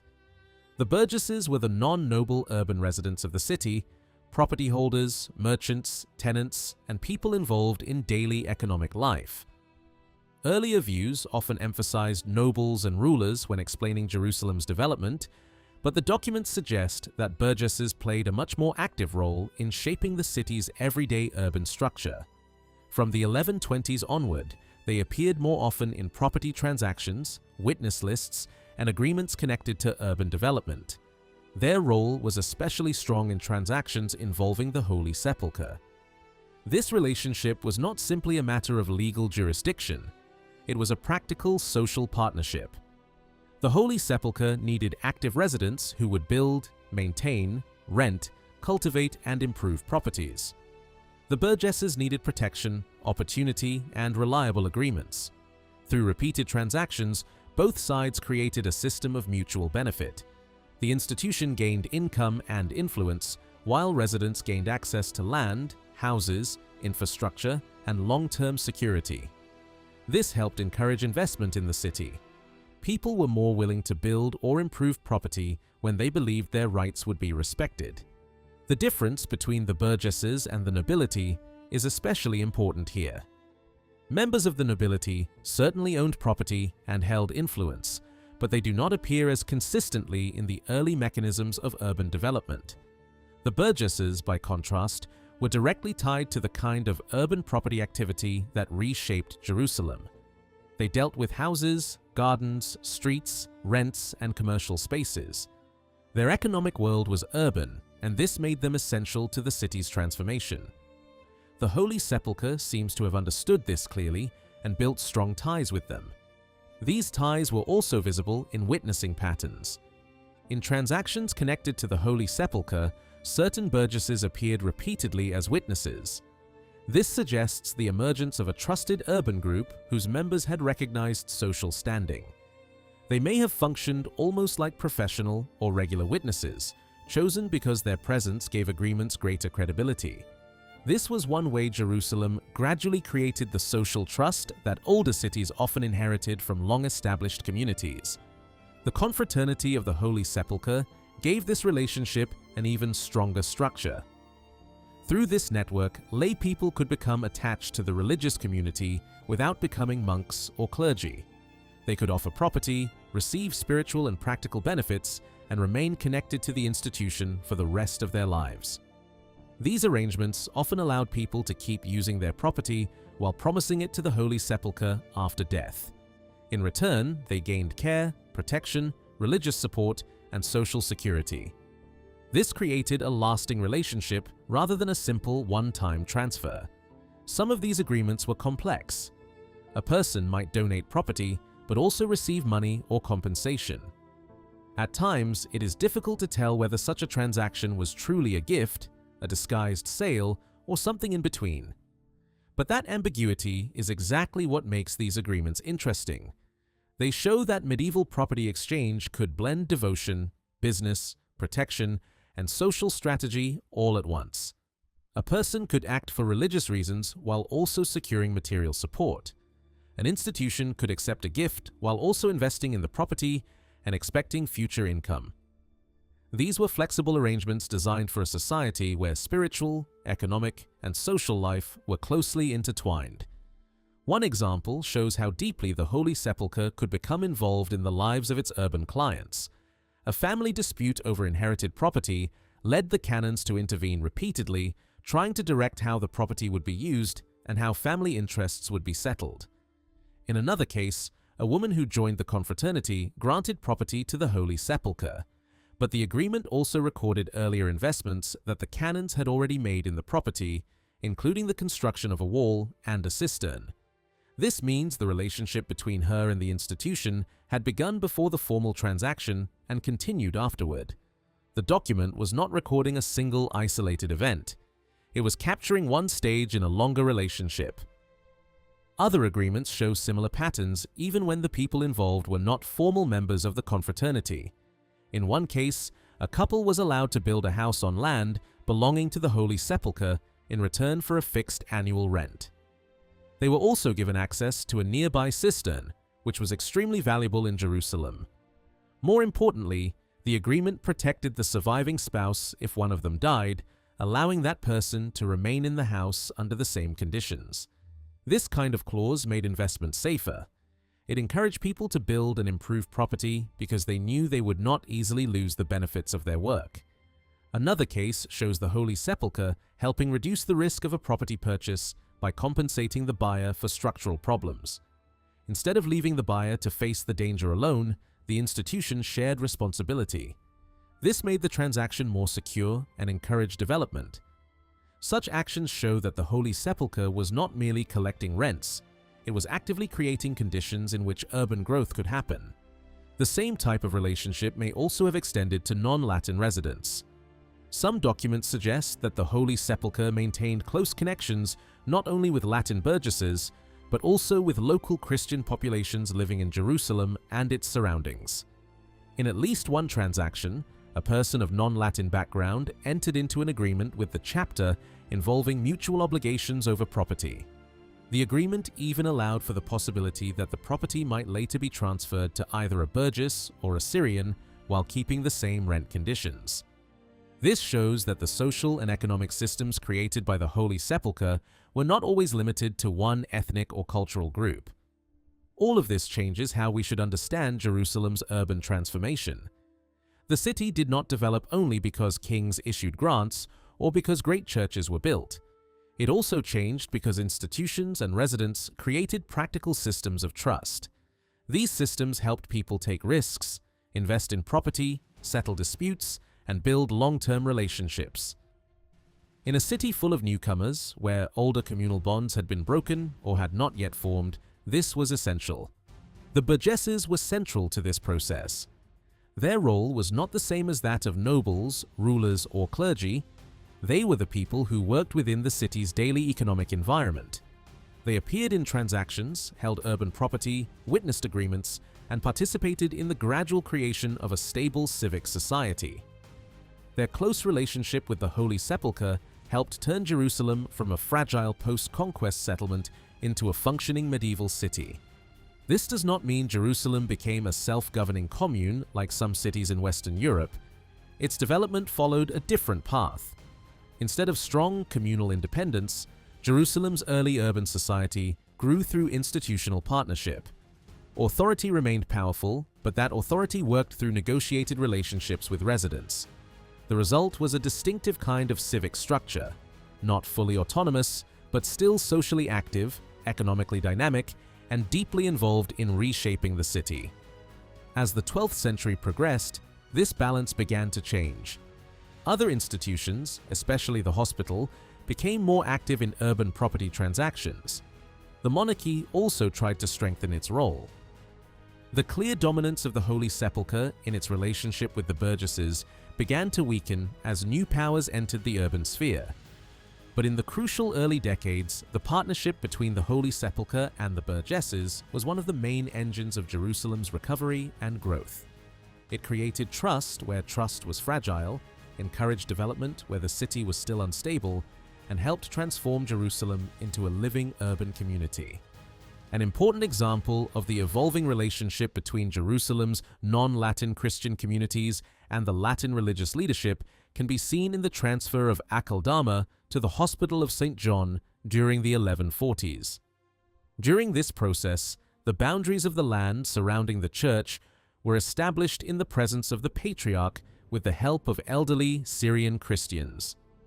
On the surface, this may seem like a simple technical matter, measuring land to define ownership, but in reality, it reveals something much more significant about the changing social structure of Jerusalem. In medieval property disputes, defining land boundaries was an essential part of any agreement. But this responsibility was not given to just anyone. Normally, such tasks were entrusted to respected members of the local community, individuals whose knowledge of the area, reputation, and social standing made them trustworthy in the eyes of everyone involved. In some cases, when noble interests were involved, trusted retainers or associates of powerful figures handled the process instead. What makes this case remarkable is that the Latin authorities chose Syrian Christians for this role. This suggests that by this stage, at least in certain circumstances, the Patriarchate viewed the Syrian Christian population not as outsiders living alongside the Latin settlers, but as a recognized and functional part of Jerusalem's urban society. Their value likely came from their local knowledge. These communities had roots in the city and surrounding region stretching back before the Crusader conquest, meaning they possessed a familiarity with land boundaries, older property divisions, and local geography that newly arrived Latin settlers simply did not have. Their expertise made them useful, but usefulness alone may not fully explain their involvement. Their participation also suggests a degree of trust. There is another possible explanation as well.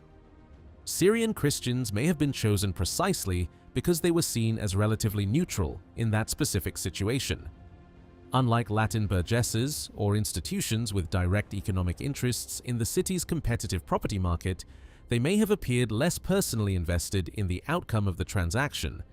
That neutrality could have made them ideal mediators in sensitive land matters. Whether because of expertise, neutrality, or both, their presence reflects meaningful interaction between Latin authorities and non-Latin Christian communities.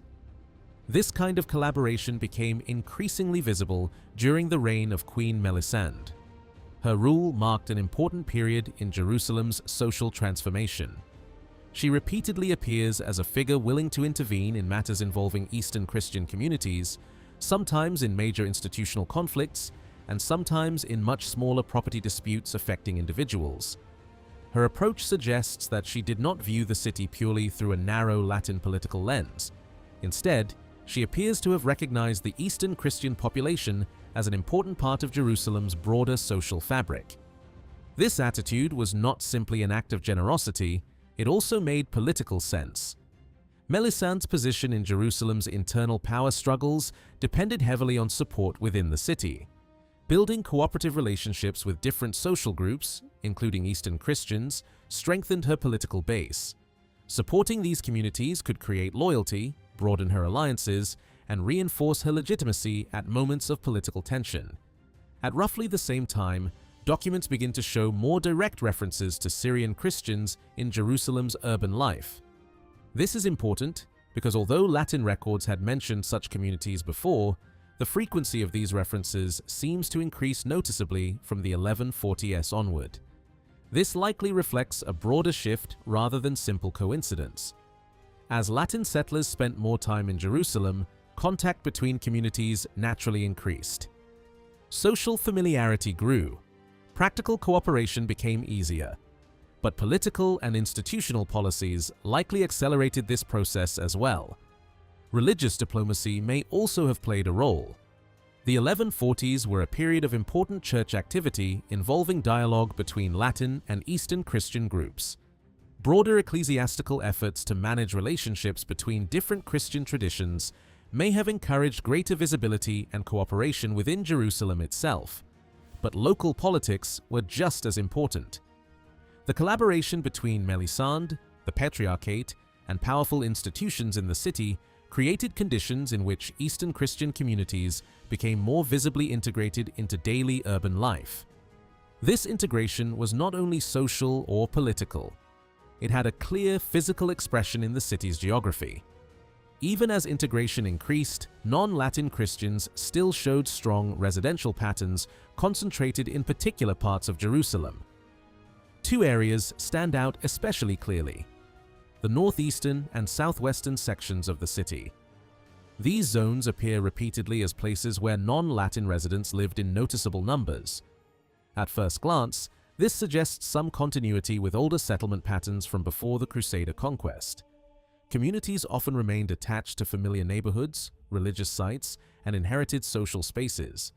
But the situation was far more mixed than simple segregation.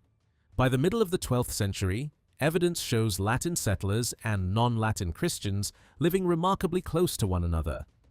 In some cases, they occupied neighboring houses. In others, they lived within different sections of the same building. This is one of the clearest signs that Jerusalem's social geography was becoming more integrated over time.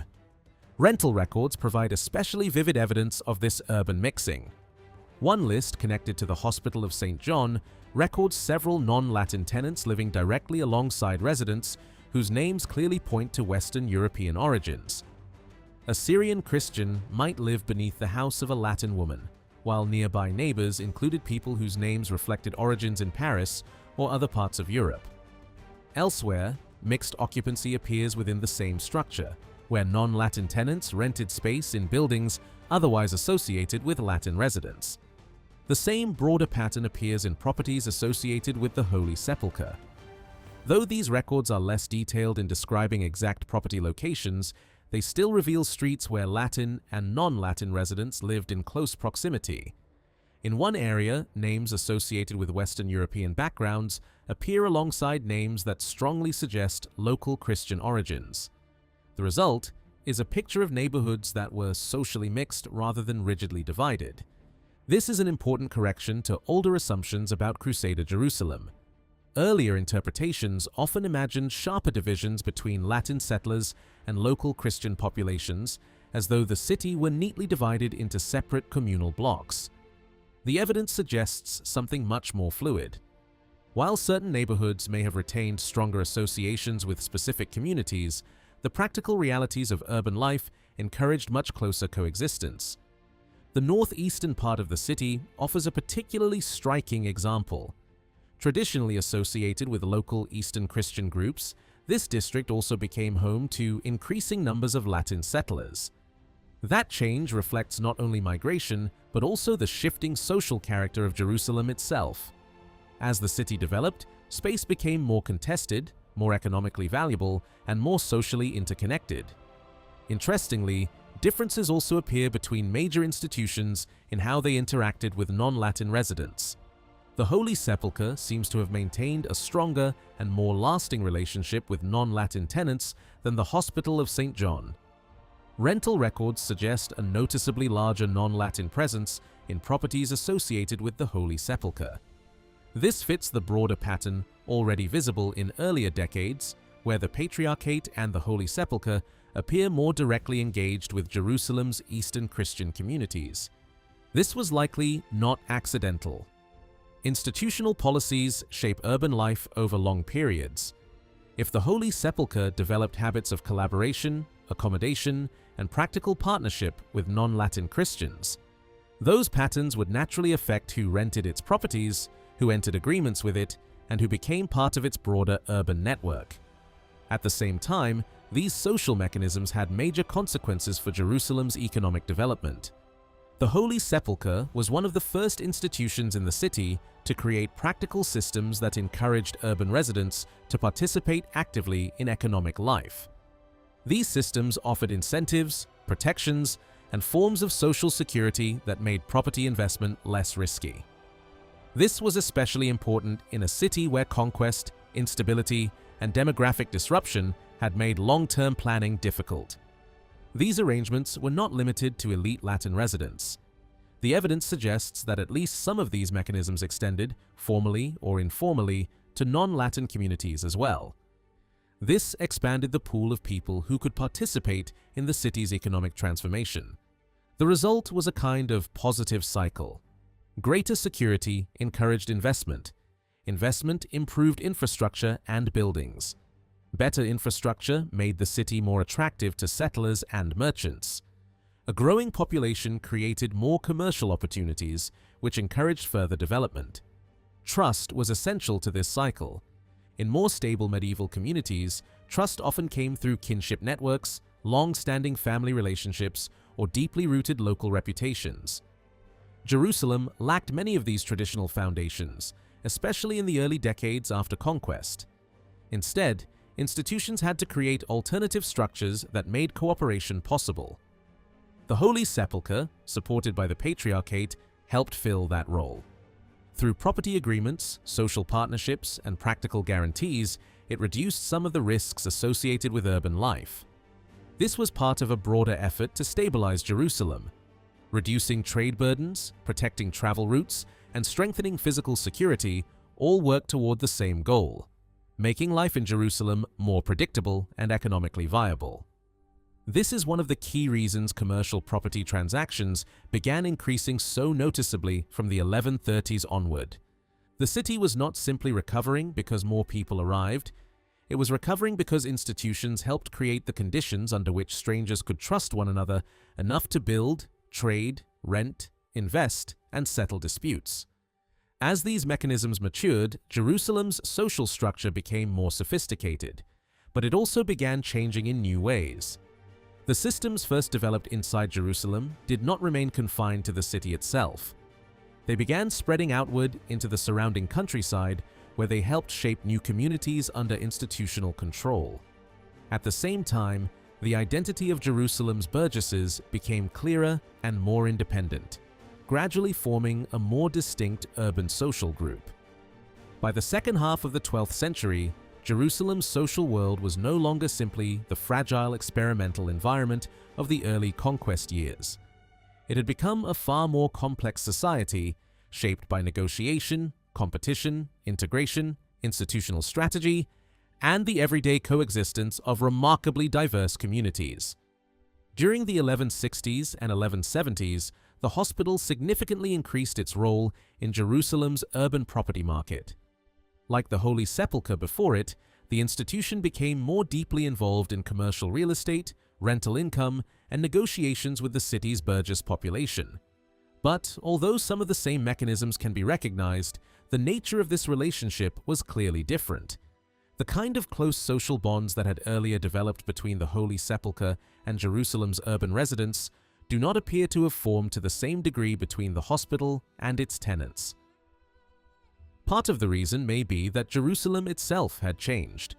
By this stage, the city was no longer in the same fragile condition it had been in during the earlier decades after conquest. Many of the essential social and legal foundations of urban life had already taken shape. The burgesses had become a more clearly defined legal and social group, with stronger standing in the city than before. This meant institutions entering the urban sphere no longer needed to build relationships in exactly the same way the Holy Sepulchre once had. Another important factor was geography. The hospital's activity was concentrated in particular parts of the city, especially around its main complex in the Muristan. This created a more focused, infrastructure-driven urban strategy rather than a citywide social network.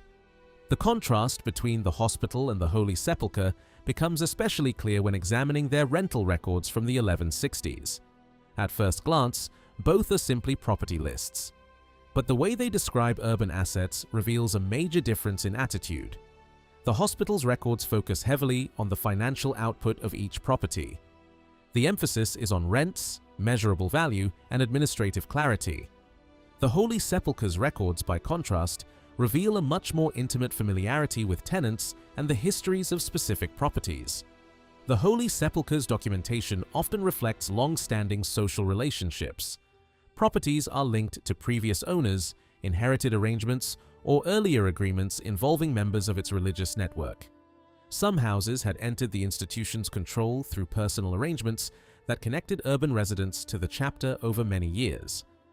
The documents suggest a living social memory, where properties were not merely economic assets, but parts of longer institutional relationships. The hospital's records feel different. Even when dealing with properties that had clearly been under its authority for some time, the documentation rarely suggests deeper social involvement with tenants beyond rent collection and administrative oversight. The properties appear as assets to be managed rather than social relationships to be maintained. This difference becomes even clearer in a major property exchange conducted in the 1170s between the hospital and the Holy Sepulchre. Although both institutions participated in the same transaction, each described its holdings in distinctly different ways. The Holy Sepulchre recorded its properties briefly, often referring to them simply by tenant names or broad location markers, implying that the institution already possessed close familiarity with both the places and the people involved. The hospital, meanwhile, described its properties in a far more technical and detailed way, carefully defining boundaries, surrounding features, and financial returns. This suggests not a bureaucratic accident, but fundamentally different ways of thinking about urban property. For the Holy Sepulchre, properties remained embedded in social relationships. For the hospital, they increasingly appear as strategic assets. The hospital also developed its own religious membership network, but it functioned differently from the earlier structures associated with the Holy Sepulchre. Jerusalem's burgesses did begin appearing in connection with the hospital's confraternity, but the resulting relationships seem far less socially binding. Membership created certain arrangements involving property transfers and future inheritance, but the broader network of long-term mutual obligations seen earlier does not appear to have developed in the same way. In some cases, these arrangements look far more transactional than spiritual. Certain agreements formerly framed as religious donations strongly resemble straightforward sales. Money changed hands in explicit ways, and the financial dimensions of the transaction were unusually visible.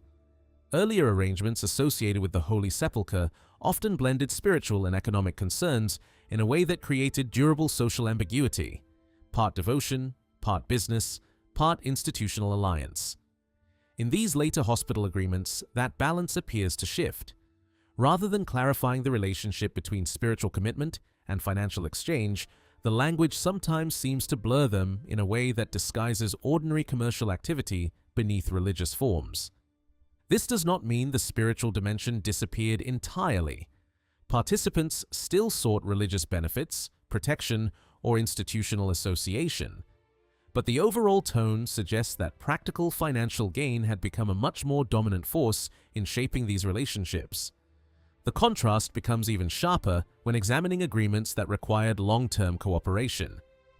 Earlier arrangements between Jerusalem's burgesses and the Holy Sepulchre often included shared responsibilities for maintaining buildings, improving infrastructure, or preserving property over time. These agreements created ongoing obligations between institution and tenant. The hospital seems much less inclined toward this kind of long-term collaborative model. Its contracts more often allowed tenants to use property under straightforward conditions, with fewer signs of deeper institutional partnership.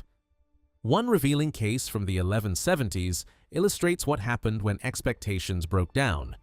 A woman named Gila and her son Peter entered into an agreement with the hospital after joining its confraternity. As part of the arrangement, they transferred a house on David Street, apparently expecting compensation and institutional support in return.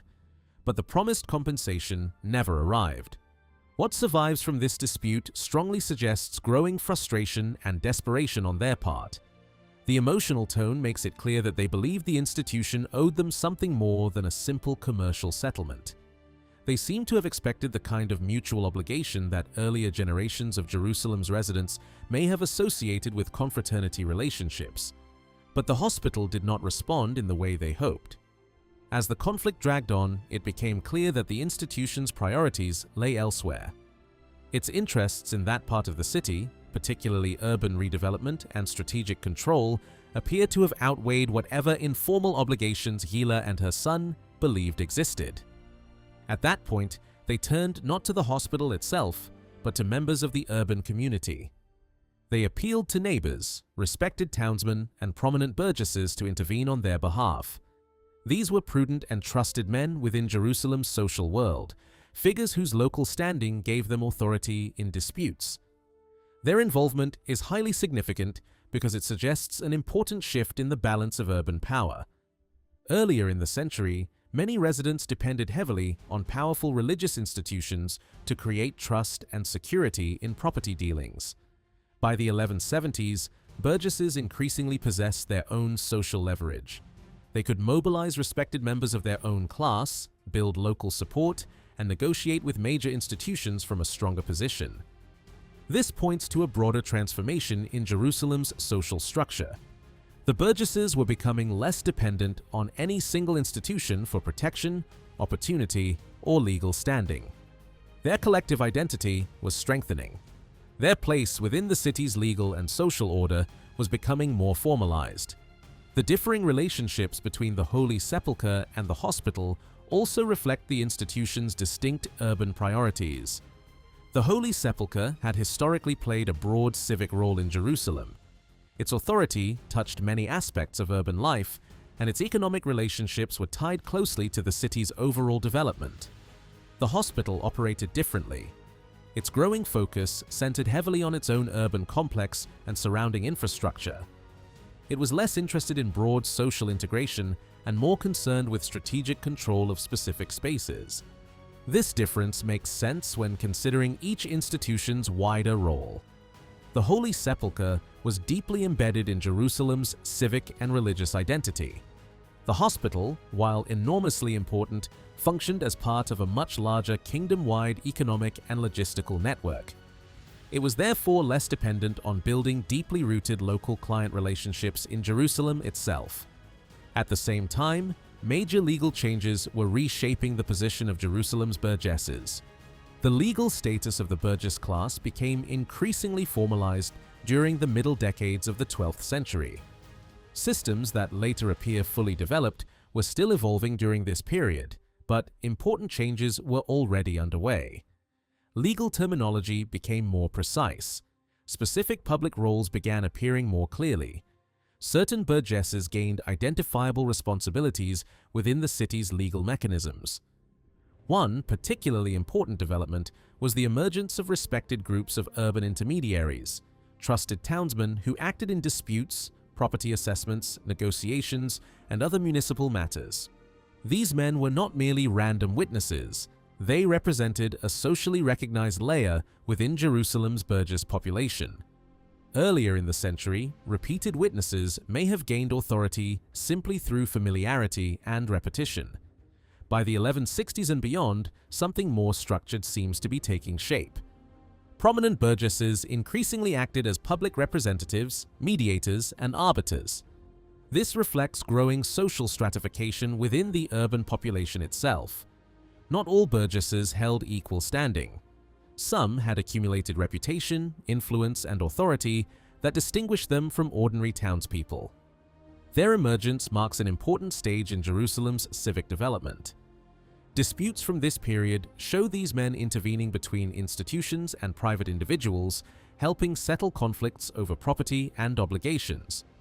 Their role resembles the broader medieval phenomenon of respected urban mediators, figures whose legitimacy came from reputation, community standing, and practical trust. This is a significant shift. It means that urban trust no longer had to be created primarily through institutional patronage. Burgess society itself was generating its own mechanisms of authority. Although Jerusalem's burgesses remained legally subject to royal structures, their growing organization gave them greater room to influence urban affairs independently. This transformation was also connected to larger political shifts. The weakening of the Holy Sepulchre's dominance in municipal life, the rise of the hospital, and changing royal involvement all created a more competitive urban environment. In that environment, the burgesses became more capable of asserting themselves. Had this process continued uninterrupted, Jerusalem might have moved even further towards stronger communal urban self-organization, similar to developments seen elsewhere in medieval Europe. Jerusalem's situation remained unique, of course. The city's divided jurisdictions, religious importance, and political instability created very different conditions from Western urban centers. Still, some striking parallels remain. In many medieval European cities, bishops and cathedral institutions played central roles in early urban organization.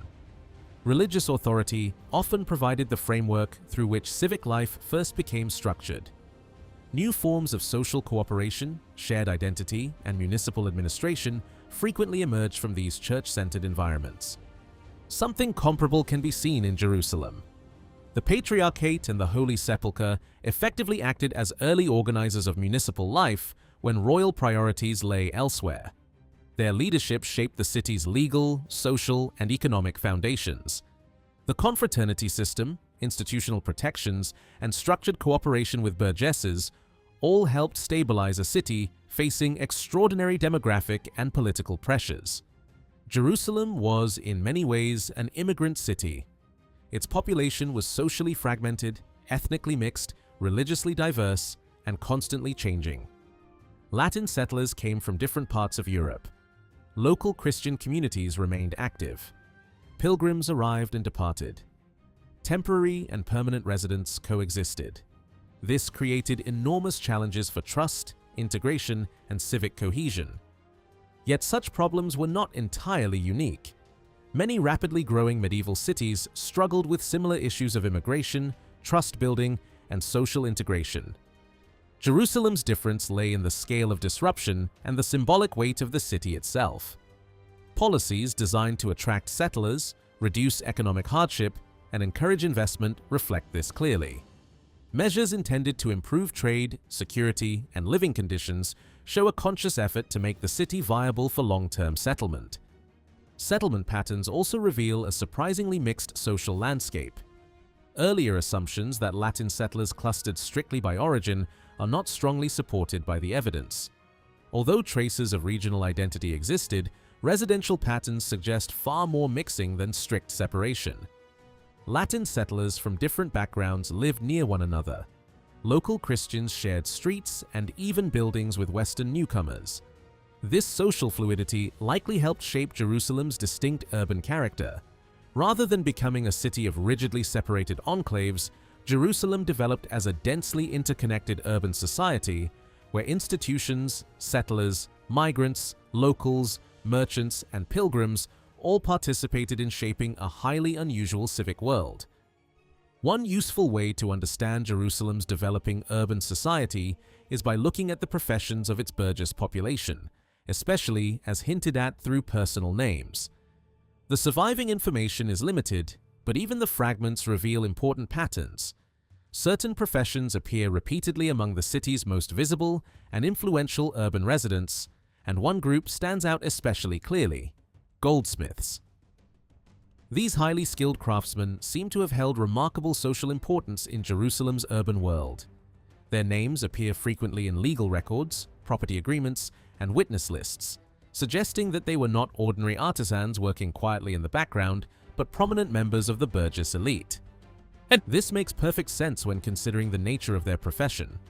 Goldsmiths worked with valuable materials, required specialized skill, and often handled objects connected to wealth, trade, and prestige.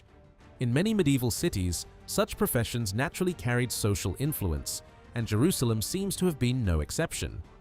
Their repeated appearance together in urban transactions suggests that they may have formed a recognizable social circle within the city. At one point, goldsmiths even appear not merely as isolated individuals, but as a clearly identifiable professional group, indicating that occupational identity could serve as an important social bond in Jerusalem. This raises an important question about life in a city shaped by migration and instability.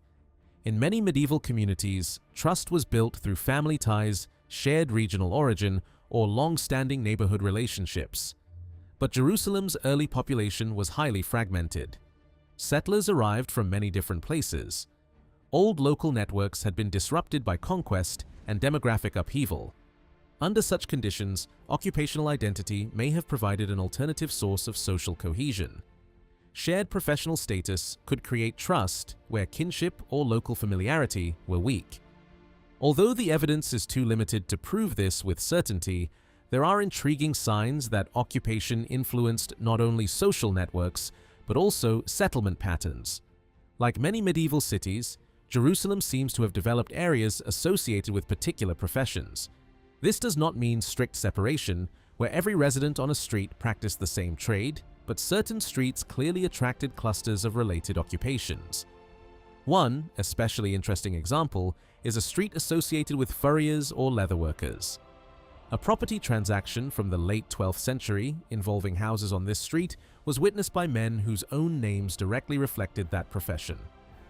Unlike other frequent witnesses from Jerusalem's burgess elite, these individuals do not appear repeatedly elsewhere, suggesting that they may have been involved specifically because they lived or worked nearby. Additional clues strengthen this interpretation. A shoemaker appears in records living close to this same zone, and another witness from the same transaction was a money changer. This is particularly revealing because the street in question lay near Jerusalem's commercial exchange area. The pattern suggests a practical urban logic. People working in related economic activities clustered near the places where their trades were most useful. This kind of clustering was common across medieval urban life. Skilled immigrants with profitable or respected professions often integrated more successfully into city society because their economic value gave them better access to central districts, commercial networks, and social advancement. Less privileged newcomers, by contrast, often found themselves pushed toward less desirable areas. Jerusalem likely followed similar patterns, though its situation remained unusually complex. Trying to reconstruct social hierarchy from property evidence is difficult. Rent prices, for example, do not perfectly reflect wealth or status. A cheap rental might represent temporary conditions rather than permanent social rank. Still, taken together, the evidence suggests that social stratification increasingly became visible in Jerusalem's urban geography. By the middle of the 12th century, the city's major streets, especially the important north-south and east-west routes, had become densely populated and economically active. Records from the Holy Sepulchre and the hospital reveal that these areas were home to an extremely mixed population. Residents came from different ethnic backgrounds, different professional groups, and different levels of social status. One district in the southwestern part of the city offers a particularly revealing snapshot. Alongside ordinary urban residents paying modest annual rents, we find one of the kingdom's leading noble figures owning property in the same area. This is unusual since noble ownership inside Jerusalem itself appears relatively rarely in the records. Nearby lived burgesses and local Christian residents, paying rents far below what properties in more prestigious commercial districts demanded. This comparison hints at a hierarchy within the city's urban geography. Properties in some commercial areas commanded significantly higher rents than those in more mixed residential districts. Streets associated with active trade, exchange, and economic opportunity seem to have been more valuable. By the later 12th century, this hierarchy becomes even clearer through redevelopment projects. One particularly dramatic example involves David Street, where the hospital undertook major urban restructuring. Existing tenants had to be compensated, and in some cases they received alternative properties elsewhere in the city. The fact that some of these displaced tenants were prominent burgesses, and that compensation involved valuable alternative locations, suggests that urban real estate had become deeply tied to social standing. This marks an important evolution. In the earlier decades after the conquest, Jerusalem's immediate priority had been basic repopulation and reconnection. The city needed people in its main streets, commercial routes, and damaged neighborhoods simply to function again. Settlement appears to have been driven more by practical necessity than by fine distinctions of status. But after several decades of development, the situation changed. As Jerusalem stabilized, patterns of prestige and hierarchy emerged more clearly. Certain areas became more desirable. Social status increasingly influenced where people lived. Yet unlike some medieval cities where ethnic or regional identity strongly shaped residential patterns, Jerusalem's hierarchy seems to have developed more around acquired urban status than original background. This is one of the most fascinating aspects of the city's development. Despite its extraordinary diversity, Jerusalem does not seem to have evolved into a city rigidly divided by origin. Latin settlers from different parts of Europe lived near one another. Local Christian communities shared urban space with Western newcomers. Occupational identity, economic opportunity, and social advancement may have mattered more than birthplace in shaping the city's layout.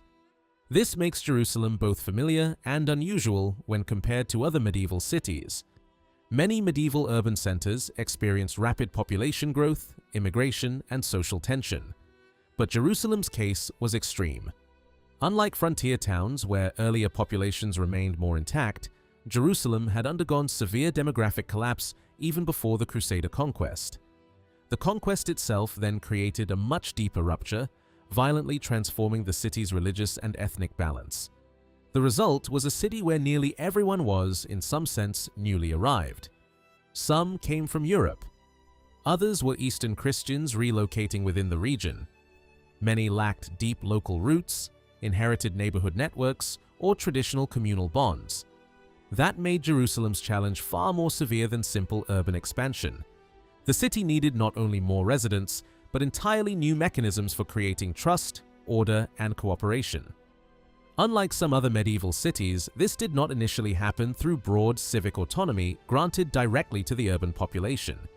Instead, many of these stabilizing functions were channeled through powerful religious institutions, especially the Holy Sepulchre. Its role in Jerusalem's early recovery was therefore much larger than merely religious leadership. The institution helped create practical mechanisms for social integration, economic security, and civic cooperation.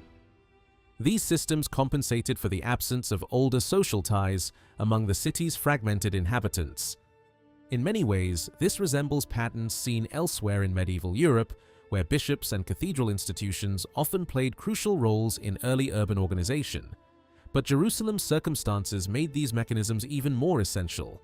The Holy Sepulchre's networks did not remain confined to the city either. As Jerusalem's hinterland developed, Similar systems of social organization and institutional oversight extended outward into rural settlements. Yet, as urban and rural communities became more distinct, Jerusalem's burgesses also began developing a stronger independent identity. Over time, the legal structures surrounding the burgess class became more formalized. Their reliance on institutional protection gradually decreased. New forms of participation emerged, allowing burgesses to act more independently in municipal affairs. This process has echoes of broader medieval developments elsewhere, where early urban communities first operated through church-centered structures before gradually developing more autonomous civic mechanisms. But Jerusalem never followed that pattern exactly. Its symbolic status, fractured population, political complexity, and overlapping jurisdictions ensured a unique path. In some ways, it represents an extreme form of medieval immigrant city. Unlike other urban centers where new arrivals entered communities with some continuity of older social life, Jerusalem experienced something closer to near-total demographic reconstruction. That made the city's early stabilizing institutions all the more important. Yet by the later 12th century, even those structures were beginning to shift. The Holy Sepulchre's dominance in urban affairs weakened. The hospital expanded aggressively. Political alliances changed. Cooperation between major institutions began giving way to competition. One dramatic episode from the mid-12th century captures this shift vividly. A public conflict erupted between the Holy Sepulchre and the hospital near the city's religious center. The dispute was not confined to legal documents or private negotiations. It spilled directly into public space. The hospital constructed an impressive new complex near the Holy Sepulchre, a move perceived as both a symbolic and practical challenge to patriarchal authority. Tensions escalated when the hospital's bells disrupted public preaching associated with the patriarch. This was more than religious rivalry. It was a struggle over visibility, sound, public influence, and urban control. The patriarch attempted to rally the city's population in support, but failed. Violence followed. That moment says a great deal about how Jerusalem had changed. The city's symbolic religious heart had also become its central civic arena, a place where institutional rivalry, public opinion, economic ambition, and urban politics all collided. And it marked the end of an earlier phase in Jerusalem's development when patriarchal leadership had dominated municipal life. By then, the city had become something far more complex. A densely layered urban society shaped by migration, institutional competition, social mobility, emerging legal structures, and a constantly shifting struggle over who truly controlled Jerusalem's living spaces. Many of the buildings that still define Jerusalem's old city today, along with important nearby locations connected to the life and death of Christ, are physical reminders of the dramatic transformation the city experienced during the 12th century. Structures like the rebuilt Church of the Holy Sepulchre, St. Anne, and St. Mary in the Valley of Jehoshaphat permanently reshaped Jerusalem's appearance and left a legacy that would endure for centuries. Because these monumental changes are so visually obvious, it has often seemed unnecessary to ask deeper questions about what actually drove the city's transformation. The common assumption has long been straightforward. Jerusalem changed because powerful rulers and religious authorities wanted it to change. Given the city's overwhelming religious importance, political prestige, and comparatively limited economic role when measured against major commercial centers in the region, its development has often been imagined as something imposed from above rather than something that grew through the ordinary forces that shaped other medieval cities. But Jerusalem's transformation was far more complicated than a simple story of kings building monuments and church leaders reshaping sacred space. The city's development was not a fixed plan carried out from the top. It was a constantly changing process shaped by institutions, property transactions, social relationships, economic needs, legal adaptation, migration, and shifting political circumstances. Jerusalem's symbolic meaning certainly mattered, but daily urban life mattered too. The sacred city was also a living city, and those two realities influenced each other continuously. Looking at Jerusalem through this broader lens changes how the city's evolution appears. Instead of focusing only on great churches, royal projects, and sacred reconstruction, the transformation becomes visible in ordinary spaces as well, in residential neighborhoods, streets, markets, rental properties, agricultural estates, and the legal systems that govern them. The city was not simply rebuilt, it was socially and economically reorganized over time. This perspective also challenges the idea that Jerusalem's urban form remained stable after the initial Crusader conquest and reconstruction. The evidence suggests the opposite. The city's layout continued changing throughout the 12th century. Residential districts expanded, property ownership shifted, institutions changed their priorities, and new patterns of settlement emerged. Jerusalem was not frozen after conquest. It remained dynamic, adaptive, and contested. The transformation of urban property offers one of the clearest examples of this change. During the early decades after conquest, property distribution relied heavily on royal grants, religious endowments, and broad institutional transfers. Large holdings were given to major religious bodies, often before the surrounding areas were even fully secured. This reflected the immediate realities of conquest and settlement. But by the 1130s, a different pattern began to emerge. Commercial property transactions became more frequent. Urban real estate started functioning less like a collection of symbolic grants and more like an active economic market. This shift had important practical consequences. Once property became something regularly bought, sold, rented, exchanged, or developed for profit, far more detailed systems were required. Boundaries had to be clearly defined. Ownership rights had to be recorded more carefully. Existing claims needed clarification. Future disputes had to be anticipated. These changes produced increasingly detailed documentation, which in turn reveals a great deal about how Jerusalem itself was evolving. As property records became more precise, they begin showing the gradual densification of residential space. Neighborhoods became easier to identify. Streets became more heavily occupied. Areas that may once have been sparsely populated or loosely defined gradually became clearly structured urban environments. This development appears especially strongly along Jerusalem's main streets. The city's major north-south and east-west routes became increasingly important as both residential and commercial arteries. These were not random areas of growth. They were also major pilgrimage and ceremonial routes, linking Jerusalem's sacred spaces with one another. This meant practical urban development and symbolic religious geography were deeply interconnected. Residential growth, then, did not happen separately from Jerusalem's sacred function. The needs of pilgrims, clergy, institutions, merchants, and permanent residents all overlapped in shaping where people lived and how the city expanded. The role of Jerusalem's institutions in this process varied dramatically. Among them, the Holy Sepulchre stands out as especially important. It appears to have played a leading role not only in sacred life, but also in the economic transformation of the city. It was one of the first major institutions to engage actively in commercial urban property exchange, investing money directly in expanding its holdings and improving its assets. This was not passive ownership. The Holy Sepulchre actively shaped urban development. It invested in infrastructure, regulated properties under its control, encouraged construction, and inserted conditions into agreements designed to protect roads, public access, and urban maintenance. Its leadership in municipal development seems to have grown directly from its unusual position within Jerusalem's divided authority structure. Officially, power in Jerusalem was split between king and patriarch.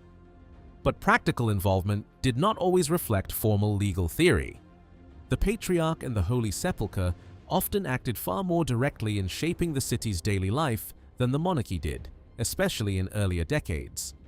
Their authority was expressed not only through formal jurisdiction, but through practical influence, encouraging construction, regulating property, creating economic incentives, and managing social relationships with residents.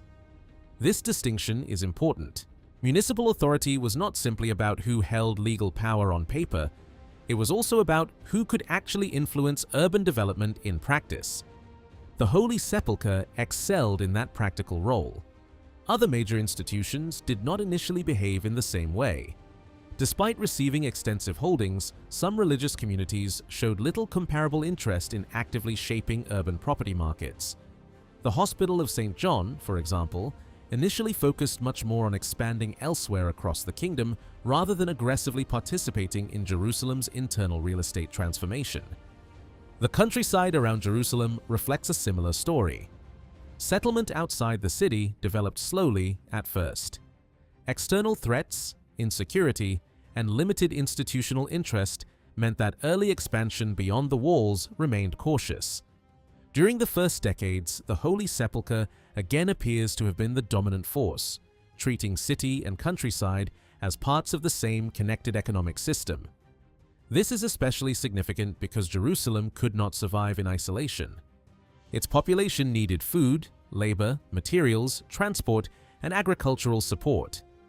The city depended on the surrounding region, and institutions that understood this gained enormous practical influence.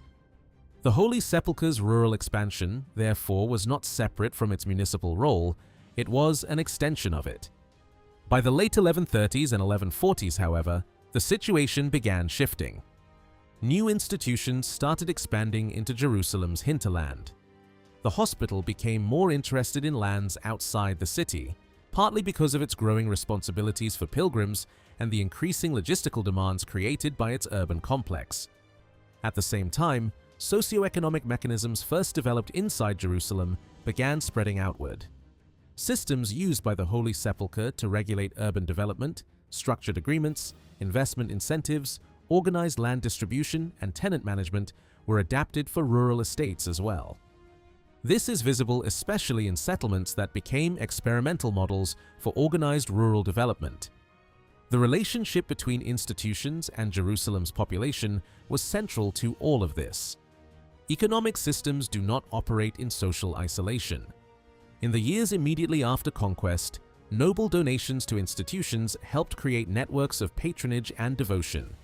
But those early noble connections did not evolve into the deeper collaborative urban relationships that later became so important. Instead, Jerusalem's burgesses emerged as the key social partners in municipal development. These non-noble urban residents became deeply involved in the city's economic transformation through their relationship with the Holy Sepulchre. The institution's active regulation of urban assets depended heavily on these ties. Burgesses engaged in monetary transactions, entered structured agreements, joined institutional networks, and participated directly in urban investment.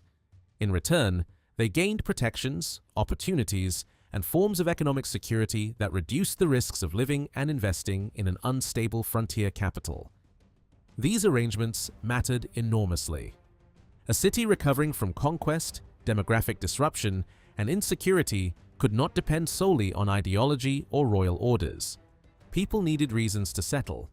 They needed mechanisms that made construction worthwhile, property investment safer, and social cooperation possible. The Holy Sepulchre helped provide exactly that. These institutional safety nets reduced uncertainty and encouraged both demographic recovery and economic growth. Over time, they also strengthened the burgess population itself. As burgesses became more established, their role in municipal life expanded. Their social cohesion increased. Their legal standing improved. Their participation in urban governance became more significant. But this balance did not last unchanged. By the 1160s and 1170s, major shifts were underway. The hospital dramatically increased its urban presence. Unlike the earlier Holy Sepulchre model, however, the hospital's municipal activity was more narrowly focused. Its investments centered heavily around its own complex and nearby strategic zones rather than broad civic development. It acquired residential properties, tightened control over rentals, and expanded urban infrastructure, but primarily in ways that served its own institutional priorities. Meanwhile, the Holy Sepulchre's influence weakened.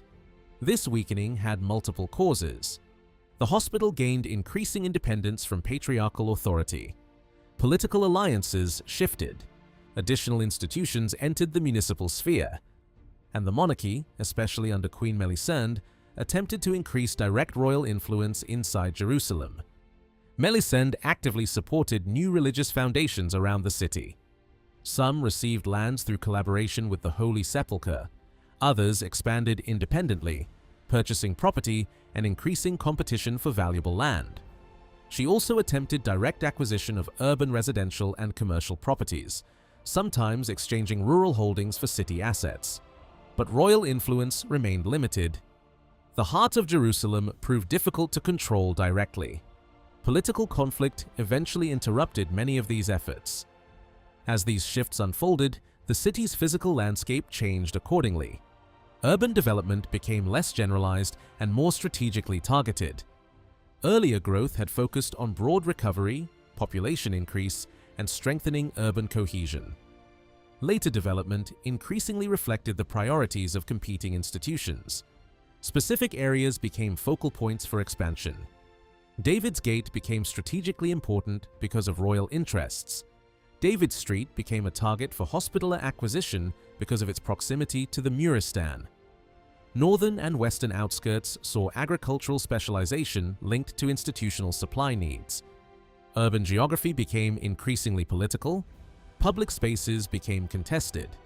One especially revealing confrontation erupted when tension between the hospital and the Holy Sepulchre spilled into Jerusalem's symbolic center. The hospital's growing architectural presence near the Holy Sepulchre became a direct challenge to patriarchal prestige.